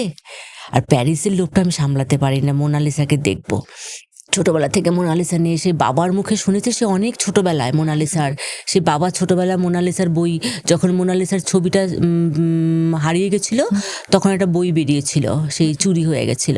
মোনালিসা তার জন্যই হয়তো বেশি বিখ্যাত, সেই বই আমাকে দিয়েছিল, আমি তখন পড়েছিলাম সেই ছোটবেলায়। তো আমার একটা, তখন আমি গেলাম, তো লুভ্রতে গিয়ে প্রথম আমরা মোনালিসার ছবির যেই হলটাতে ছিল, যেই গ্যালারিতে ছিল, সেটাই খুঁজছিলাম, সেটাই শুরুতে দেখেছি। তো মোনালিসার সামনে দেখে শুনেছিলাম মোনালিসা ছবিটা অনেকটা ছোট। আমি ঢুকছিলাম, আমার চোখ দিয়ে জল গড়াচ্ছিল। হ্যাঁ, তখন আমি মোনালিসাকে দেখিনি, আমার চোখ দিয়ে কনস্ট্যান্ট জল গড়াচ্ছে আর আমি যাচ্ছি।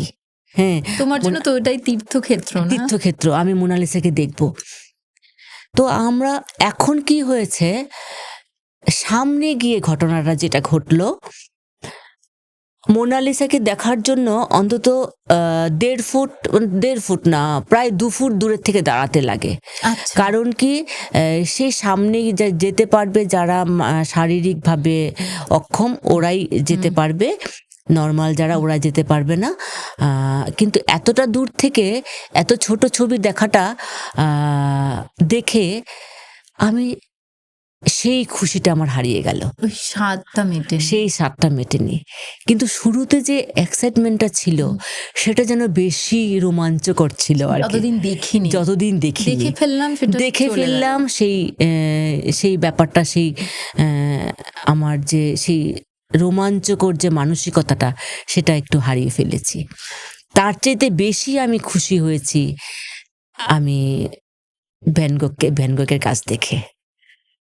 সেটা মোনালিসা নিশ্চয়ই দা ভিঞ্চির শ্রেষ্ঠ সৃষ্টি, কিন্তু আমি তো সামনে থেকে সেটা দেখতে পারিনি, সেটা অনুভব করতে পারিনি।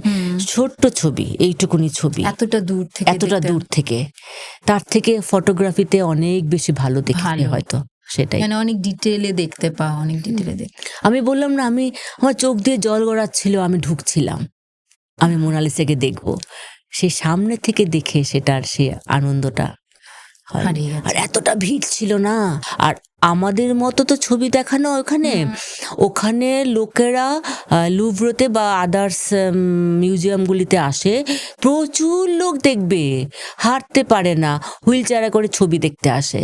তো এত ভালোবাসে ছবিকে। আমরা যেরকম আমাদের এখানে ছবি আঁকার শিল্পীরা তো সাইলেন্ট, আমরা এখানে সাইলেন্ট ওয়ার্ক বলি, আমরা সাইলেন্ট আর্টিস্ট বলি, আমি অ্যাটলিস্ট। হ্যাঁ, কারণ কি আমাদেরকে লোকে ওইভাবে এতটা বেশি এখনো গ্রহণ করতে পারেনি।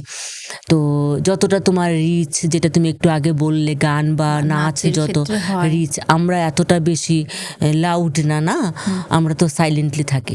তো ওখানে তুমি বুঝতে পারবে লোকে কত ভালোবাসে ছবিকে, কিভাবে হাজার হাজার লোক আসছে ছবি দেখতে, কি ভিড়, জনসমুদ্র সেখানে।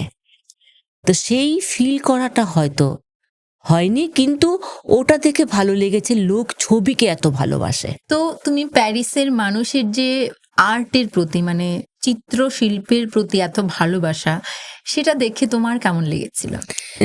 কারণে অকারণে সাধ্যির জন্য ওখানের কিছু লোকের সঙ্গে আমার পরিচয় হয়েছে, কথা হয়েছে। তুমি জানো, ওখানে কেউ যদি ছবি আঁকে, ওদের কাছে সেই লোকটা আমাদের ভগবানের মতো। আচ্ছা, ওরা অন্যরকম ভাবে দেখে। ওরা যখন ওরা জানতে পারলো আমি ছবি আঁকি, তারপর যখন আমার কিছু কাজ ওরা দেখলো, তুমি ভাবতে পারবে না ওরা আমাকে কতটুকুন ভালোবাসা দিয়েছে আর কি। ওরা ওদের সঙ্গে আমি ডিনার করেছি, ওদের সঙ্গে লাঞ্চ করেছি, ওদের সঙ্গে কফি খেয়েছি। এই যে টাইমটুকু ওদের সঙ্গে আমি স্পেন্ড করেছি, ওদের যে ভালোবাসা বা রেসপেক্টের প্রকাশটা, সেটাতেই বোঝা যায় যে ওরা ছবিকে কতটুকুন ভালোবাসে। আর ওরা সবাই কিছু না কিছু করে, শুধু ছবি আঁকা নয়, কেউ নাচ করে, গান করে, কেউ লেখালেখি করে, কেউ কবিতা পাঠ করে, যে যে কোনো শিল্পের সঙ্গে ওরা কিছু না কিছু জড়িত আর আর কি। ওরা ওদের শিল্পীদের রেসপেক্টটা আলাদা রকম হ্যাঁ হ্যাঁ, ওরা অন্যরকম, মানে বলে না, আর আমাদের কথাই তো বলে যে আমাদের মানে ইন্ডিয়ার ফরাসি হলো বাঙালি, বাঙালিরও প্রচন্ড ট্যালেন্টেড হয়, ওরা খুব কালচার্ড হয়, শিল্পকলা নিয়ে চর্চা করে। তো এই জন্য আমার মনে হয় অনেক শিল্পীরাই বলে, ইস একবার যদি প্যারিস যেতে পারতাম। একদম একদম, মানে যে কোনো শিল্প, সেটা সিনেমা হোক, আঁকার ক্ষেত্রে তো অবশ্যই, কোনো ফটোগ্রাফার হোক, ওরা প্যারিসকে এই জন্যই আমার মনে হয় এত ভালোবাসে। ওদের শুধু তোমার প্যারিসে যাওয়াটা না, ওখানে লোকের সঙ্গে যে কথা বলা চলা, সেটাও বোধহয় অনেকটা বেশি পাওয়া। মানে এত ভালো লেগেছে না আমার, সেখান থেকে মানে অনেক কিছু শিখতে অনেক পারে, কিছু শিখেছি। অনেক কিছু। ওরা না জীবনের ছোট ছোট ব্যাপারগুলো নিয়ে এতটা মাথা ঘামায় না, আর নিজেদের মতো নিজেদের কাজ নিয়ে ব্যস্ত, রাস্তায় বসে ছবি আঁকছে, সেই রাস্তায় নাচ করছে, কেউ এই করছে কেউ সেই করছে, মানে সেটা ওরা ওরা নিজেদের নিয়ে ব্যস্ত। ওরা আমাদের এখানে যেরকম লোকে ওই ওর ক্যারেক্টার নিয়ে, ওর বাড়ির ঘটনা নিয়ে, এসব নিয়ে এতটা ভাবে, এসব নেই ওদের মধ্যে, এসব কিচ্ছু নেই ওদের। পার্সোনাল কারোর ব্যাপার নিয়ে ওদের আলোচনা নেই। জানি না ভেতরে কি হয়, অ্যাটলিস্ট আমি তো দেখিনি সেটা। আমরা অনেক ভালো ভালো কথা বলছি, বাট সব ভালোরই না পেছনে কোথাও না কোথাও একটা খারাপও লুকিয়ে থাকে। একদম, আর সেটা শিল্পী সমাজের ক্ষেত্রে হয়, মানে সেটা হচ্ছে রাজনীতি, পলিটিক্স। মানে সেটা যে কোনো শিল্প মাধ্যমে আমি দেখেছি। সেটা ত্রিপুরায় তোমাদের শিল্পী মহলেও কি সেটা রয়েছে? একটা কথা বলি, সেটা হয়তো আমার ভুল বা আমার অজ্ঞতা। তখন হয়তো আমাকে আজকে যদি তুমি বা আমার মেয়ে যদি সেই ভুলটা করে, সেখানে আমি বলবো যে না তুমি সেটা করবে না, কিন্তু আমাকে সেটা বলার কেউ ছিল না। কোনো একটা দিল্লিতে একটা এক্সিবিশন হয়েছিল, সেখানে দুজন না তিনজন আর্টিস্ট যাওয়ার কথা। লাস্ট যে এজ অনুযায়ী লাস্ট যে সিরিয়ালটা ছিল সেখানে আমার নাম ছিল। তো আমাদের সিনিয়র একজন আর্টিস্ট, উনি এখন নেই, উনি মারা গেছেন। উনি বললেন যে অমুককে দিয়ে দাও, ওরা তো নতুন বিয়ে করেছে, ওরা একটু ঘুরে আসুক। আচ্ছা, তোমার শিল্পীর সত্তাটা সেখানে পেছনে রেখে ওরা বিয়ে করেছে বলে আগে পাঠাতে হলো? হ্যাঁ, আমাকে পাঠালেন না দিল্লিতে, ওদেরকে পাঠালেন। আমি জানো তো গৌরী, এতটাই দুঃখ পেলাম। আমি অনেক দিন কোনো এক্সিবিশনে যাইনি, আমি ছবি এঁকে কোনো প্রদর্শনী করিনি, মানে আমি শিল্প মহলে আমি গল্প আড্ডা করতে যাইনি। আমার এতটা দুঃখ হয়েছিল, কিন্তু সেটা আমার অজ্ঞতা ছিল। আমি যদি আজকের দিনে আমি সেটা কখনো করতাম না। আমি প্রতিবাদ করতাম। আমি যদি ওখানে না যেতাম, সেটাই হয়তো কখনো কখনো হয় না, আমি না সব খারাপকে না আমি খুব পজিটিভলি দেখি এখন। সেই যে তখন যে ঘটনাটা হয়েছিল আমার সঙ্গে, আমার বেশ কিছু বছর আমার সেই দুঃখটা আমার ভেতরে ছিল, আমি নিজেকে গুটিয়েছিলাম। কিন্তু সেই যে তখনের জন্য হয়তো আজকে আমার যেটা হচ্ছে, বা সবার জন্য একটা সময় থাকে, সেটা হয়তো বললেও হয়তো আগে হতো না বা কিছু হতো না। কিন্তু আমি এখন কি করি, যদি কেউ আমাকে খারাপ কিছু বলে না, বা কিছু আমার সঙ্গে খারাপ কিছু হয়, আমি সেটাকে খুব পজিটিভলি দেখি। হ্যাঁ, সেটাকে কেউ যদি আমাকে বলে যে আমার ওই জায়গাটা খারাপ, হ্যাঁ, তখন আমি বলি ও আমাকে খারাপ বলছে, ওই জায়গাটা খারাপ বলছে, ও হয়তো আমার ভালোর জন্য বলছে, দেখি তো কিছু ভালো করা যায় কিনা, আর একটু বেটার করা যায়নি, তাই না? তোমার কাজের মাধ্যমে ওদের বলো, কাজের মাধ্যমে ওদেরকে বলি। রাজনীতি সব জায়গায় আছে। আমি বহু বছর এখনো আমি অনেক জায়গায় ডাক পাই না, যেখানে আমার ডাক পাওয়া উচিত বা উচিত ছিল। আজকের দিনে আমি যা করেছি, আমি একদম বড় গলায় বলতে পারবো আমি আমার কাজ দিয়ে করেছি। কারোর পেছনে কাউকে কিছু বলে বা কারোর কি বলবো তেল মেখে যেটা বলি আমরা, সেটা তো প্রশ্নই আসে না। বরঞ্চ ওই যে বললাম না, রাজনীতি যখন যে আমার সঙ্গে করতে চেয়েছে, আমি সেটাকে পজিটিভলি নিয়েছি। এখন তোমার জাতীয় পুরস্কার পাওয়ার পর ওরাই আসে তোমার কাছে? অবশ্যই আসে। এমনকি তোমাকে আজকে বলতে বাধ্য হচ্ছি, জাতীয় পুরস্কার পাওয়ার আগে আমার যেহেতু আমার কাজ বা কিছু এটা নিয়ে আলোচনা হচ্ছিল, সেটার জন্য আমাকে পার্সোনালি আঘাত করা হয়েছে, আমার ফ্যামিলিতে আঘাত করা হয়েছে, মেন্টালি আমার ক্যারেক্টার নিয়ে কথা বলা হয়েছে। বুঝতে পেরেছো? আমি যখন আমার মেয়েকে বললাম, জানিস ও এরকম বলেছে, বলছে মা দারুণ ব্যাপার। আমি বলছি কেন, তুমি নিশ্চয়ই কিছু করছো মা। আমি ওই আমার বাবা বলতেন না, যেটা আমি বলেছিলাম, আমি সবার খুব ভালো জিনিসগুলি দেখি। আগে যখন আমরা নানান পত্রপত্রিকা পড়তাম বা এখন আমরা অনেক পডকাস্ট দেখি, কিছুদিন আগে বড় একজন অ্যাক্ট্রেস বলছিলেন, বড় একজন আর দুজন অ্যাক্ট্রেসের পডকাস্টে আমি শুনতে পেয়েছি, ওরা বলেছেন যে ওদেরকে যখন ক্যারেক্টার নিয়ে কথা বলা হচ্ছিল, ওরা তখন পত্রিকা পড়া বা কোনো ধরনের ম্যাগাজিন সব বন্ধ করে দিয়েছিলেন দেখা। আচ্ছা। হ্যাঁ, তুমিও চেনো সবাইকে, এখন এখানে নাম বলা ঠিক হবে না।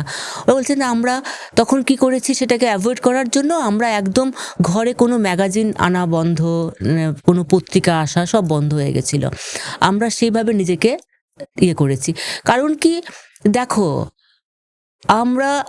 যখন আমরা বাইরে এসছি, আজকে তুমি যখন একটা কাজ করবে, সেটা যতটুকুন লোকমুখে প্রচার হবে, আমার বাড়ির কাজের মহিলা নিশ্চয়ই এতটা প্রচার হবে না, সে লোকের কাছে কম পরিচিত। আবার তোমারটা যেটা যতটুকুন হবে, সেটা হয়তো বা আমাদের যারা আরও বেশি বড় সেলিব্রিটি যারা আছেন আমাদের ভারতবর্ষ বা বাইরে, ভারতবর্ষের বাইরে, ওরা সাধারণ ছোট একটু পুজো দিতে গেলেও সেটা নিউজ হয়ে যায়। হ্যাঁ, তো সেটা তোমাকে ভাবতেই লাগবে। তো তুমি যখন কিছু করবে, তুমি যখন পরিচিতি পাবে, তখন তো লোকে তোমাকে নিয়ে কথা বলবে, বেশি করে বলবে, বেশি করে বলবে, খারাপ বলবে, বেশি বলে, বলুক না, সেটা তুমি খারাপ বলছে তার মানে আমি কিছু করেছি।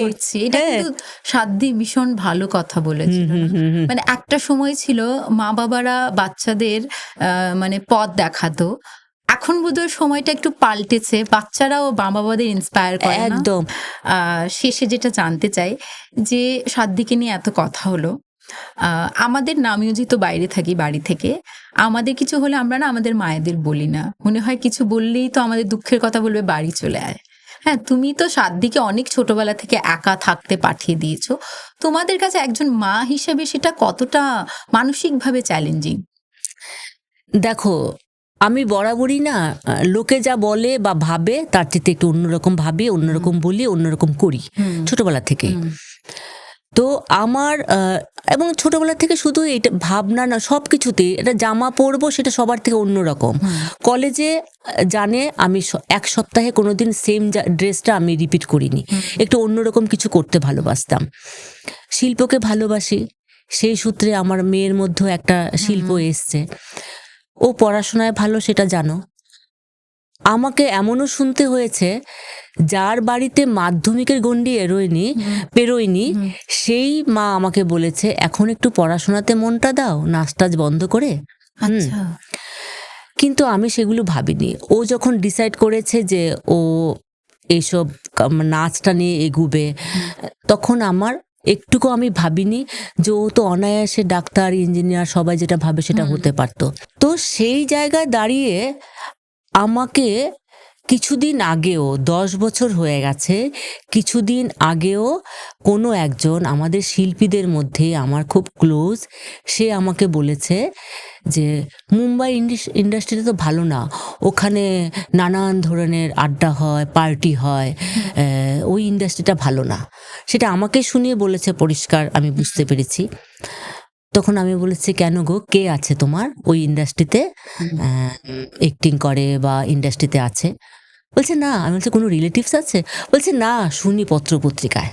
হ্যাঁ, আমি বলছি শোনো, পত্রপত্রিকায় আগরতলার ছোট্ট একটা জায়গা, সেখানে নিউজ যদি ভুল হয়, তাহলে ওখানের পত্রপত্রিকায় জেনে তুমি জাজ করতে যেও না। তুমি জানো, এখন জানি না আছে কিনা, আজ থেকে 2-3 বছর আগে ইউটিউবে সাধ্যির একটা ছবি, তাকে সুইমিং কস্টিউম পরা, তার বডিটা অন্যরকম, তুমি দেখলেই বুঝবে তার বডিটা সাধ্যির নয়, মুখটা সাধ্যির দেওয়া। সাথী তো ছোট্ট নগণ্য সেলিব্রিটির মধ্যে পড়ে না। তার যদি এইটুকুনি হয়ে থাকে তাহলে বড় বড় সেলিব্রিটিদের দিয়ে ওরা কি না করে ওদের রোজগারের জন্য। তাহলে আমরা জানি বলি ওর ইয়েতে বিশাল বড় এক বাড়ি দিয়ে রেখেছে, সাধ্যির বাড়ি। সেটা আচ্ছা, তুমি জানো সাধ্যির বাড়ি কি? হ্যাঁ হ্যাঁ হ্যাঁ, বিশাল বড় অট্টালিকা সাধ্যির বাড়ি। হ্যাঁ, সাধ্যি এখনো হয়তো আছে, সেটা কিছুদিন আগেও দেখেছিলাম। তো সেটা যদি ছোট্ট যারা কাজ করছে ওদেরকে নিয়ে এত মিথ্যে অপপ্রচার হতে পারে, তাহলে বড়দের নিয়ে অনেক কিছু হতে পারে। আমি বললাম যে ওগুলো শুনবে না, তুমি দেখবে, হ্যাঁ তুমি জানবে। আর আমি আজকে আছি বলেই আমি বলতে পারছি এখানে। হ্যাঁ, আর আমার মেয়ে যতটা না খারাপ, হ্যাঁ খারাপ বলতে আমি কি বলবো, যা ও করছে সেটা নর্মাল লাইফে, নর্মাল জীবনের প্রত্যেকটা বাচ্চা নর্মাল জায়গাতে করছে।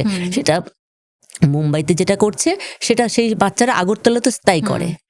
তো খারাপ আমি বলবো না, কারণ সব জিনিসই করা দরকার, জানা দরকার, প্রত্যেকটা বয়স আছে করার জন্য। সেই আর কি। আমার জীবনে সবচেয়ে বড় ব্যাপার হলো কি ভালো থাকা। আমি কিভাবে ভালো থাকছি, তুমি কিভাবে ভালো থাকছো, সেটাই বড় জিনিস। শুধু আমাকে দেখতে লাগবে। আমি ওকেও সবসময় বলি, আমি আমার নিজের জীবনেও আমি সেটা প্রয়োগ করি, যে আমার ভালো লাগার জন্য আমাকে দেখতে লাগবে, এমন কিছু আমি করব না আমার জন্য বা আমার আশপাশের লোকেদের জন্য বা আমার সমাজের জন্য কিছু যেন ক্ষতি না হয়, কিন্তু আমি ভালো থাকবো। আজকে যদি আমি বসে যদি ছবিটা আঁকি, কারোর তো ক্ষতি হচ্ছে না, না, তো সেটা যদি না হয় তাহলে আমি কেন সেটা করব না? তাতে তো আমার তো ভালো হচ্ছে, আমি তো ভালো আছি। বাস ওইটুকুনি, ভালো থাকো। যা করবে তুমি লোকের কথা বেশি ভাববে না। হ্যাঁ, তোমার ভালো লাগাটা তুমি দেখো, শুধু দেখবে কারোর জন্য ক্ষতি না হয়। ক্ষতি না হয়। শেষে যেটা তোমার কাছ থেকে জানতে চাই সেটা সংক্ষেপে ঝটপট উত্তর দিয়ে দাও আমাকে। আমার ইচ্ছে করলো, আমি কারোর সাথে এটা করি না, কোনো অতিথিদের সাথে, বাট তোমার থেকে আমার এটা জানার খুব ইচ্ছে, যেহেতু তুমি রং নিয়ে খেলো, রং নিয়েই তোমার কাজ। তোমার প্রিয় রং কি? সবুজ। সবুজ। তোমার প্রিয় ঋতু? বসন্ত। আমি জানো মনে মনে ভাবছিলাম যেহেতু তোমার সবুজ প্রিয়, বসন্তই তোমার প্রিয় ঋতু হবে। আর তুমি কোকিলের ডাক, বসন্তে কোকিলের ডাক। আমি নিজে এখনো কুকু করি। ও, কোকিল যখন এখন ডাকে আমিও সাথে সাথে কুকু করি এখনো। আমরা ছোটবেলায় এখনো করি আমি। হ্যাঁ হ্যাঁ, একটা রিটার্নে ওখান থেকে আওয়াজটা আর আসে, করি, ওরা রেগে যায়, আবার করে, আমি আবার করি। এটা খুব একটা আদান প্রদান চলতে থাকে। আমার মনেই হচ্ছিল তোমার সবুজ মানে বসন্তই প্রিয় হবে। রবীন্দ্রনাথের গান চালিয়ে তো তুমি ছবি আঁকো, এছাড়া আর কি ধরনের গান বা মিউজিক শুনতে তোমার ভালো লাগে? এছাড়া পুরনো আমলের, পুরনো সময়ে 60s গান আমি শুনি। 60s বা 70s গানগুলো শুনতে আমার খুব ভালো লাগে। আমার লতার গান শুনতে খুব ভালো লাগে। তো ওইরকম পুরনো জিনিসগুলো আমার ভালো লাগে। হেমন্ত মুখোপাধ্যায়ের গান খুব ভালো লাগে। আমি এটাই প্রে করি যে তুমি এইভাবেই তোমার শিল্প কলা নিয়ে চর্চায় থাকো। তোমার এই শিল্পী সত্তাটা থেকে আমরা আরো অনেক ভালো ভালো কাজ উপহার পাই। মানে এটা তো আমাদের জন্য উপহার, এত সুন্দর কাজ দেখাটাও একটা সৌভাগ্যের বিষয়, মানে কাজ থেকে দেখতে পাওয়াটা। তুমি এইভাবেই ত্রিপুরার মুখ আর উজ্জ্বল করো, ভারতবর্ষের মুখ পৃথিবীর দরবারে উজ্জ্বল করো, সেটা আমি আশা রাখছি এবং সেটাই আমার ইচ্ছে এবং আমি প্রে করি। আর আশীর্বাদ করো যেন ভালো কাজ করতে পারি। ভালো কাজ করবে, তুমি খুব ভালো থাকবে, তুমি খুব ভালো মেয়ে, ভালো মনের মানুষ, সেটাই সবচেয়ে বড় ব্যাপার। তোমার কোনো দিন কোনো ক্ষতি হবে না, তুমি খুব ভালো থাকবে। তুমি যে আজকে এলে, এতটা সময় দিলে, তার জন্য আবারও অসংখ্য ধন্যবাদ। তোমাকে অনেক ধন্যবাদ জানাবো, মানে নিজেদের মানুষকে আলাদা করে কি ধন্যবাদ। বাট তুমি এত ব্যস্ততার মধ্যে এই সময়টা দিলে, সেজন্য সত্যি আমি মন থেকে ভীষণ খুশি এবং কৃতজ্ঞ। তুমি আজকে এসছো, ভালো থেকো। অনেক অনেক ধন্যবাদ, খুব ভালো থেকো। আজকে আমি তপদিদির কাছ থেকে নতুন করে আবার যেটা শিখলাম, যে আমি যে কাজটা করতে ভালোবাসি সেটা করে যাওয়া উচিত। লোকের কাজ হলো আলোচনা সমালোচনা করা, সেটা ছোট শহর হোক বা কোনো বড় শহর। কিছু লোক আছে যারা নিন্দে করবে, কিছু লোক আবার আছে এমন যারা তোমাকে সাপোর্টও করবে, তোমার শিল্পকলাটাকে মর্যাদা দেবে, ভালোবাসবে। তাই আপনারা যে কাজটা করতে মন থেকে ভালোবাসেন, আমার মনে হয় সেটা করে যাবেন। একদিন না একদিন তার সুফল আপনারা নিশ্চয়ই পাবেন। আমার এই খোলা মনের পডকাস্ট যদি আপনাদের ভালো লেগে থাকে, প্লিজ আমার এই খোলা মনের চ্যানেলটি সাবস্ক্রাইব করবেন, লাইক করবেন এবং আপনাদের মতামত আমাকে কমেন্ট সেকশনে লিখে জানাবেন। ভালো থাকবেন।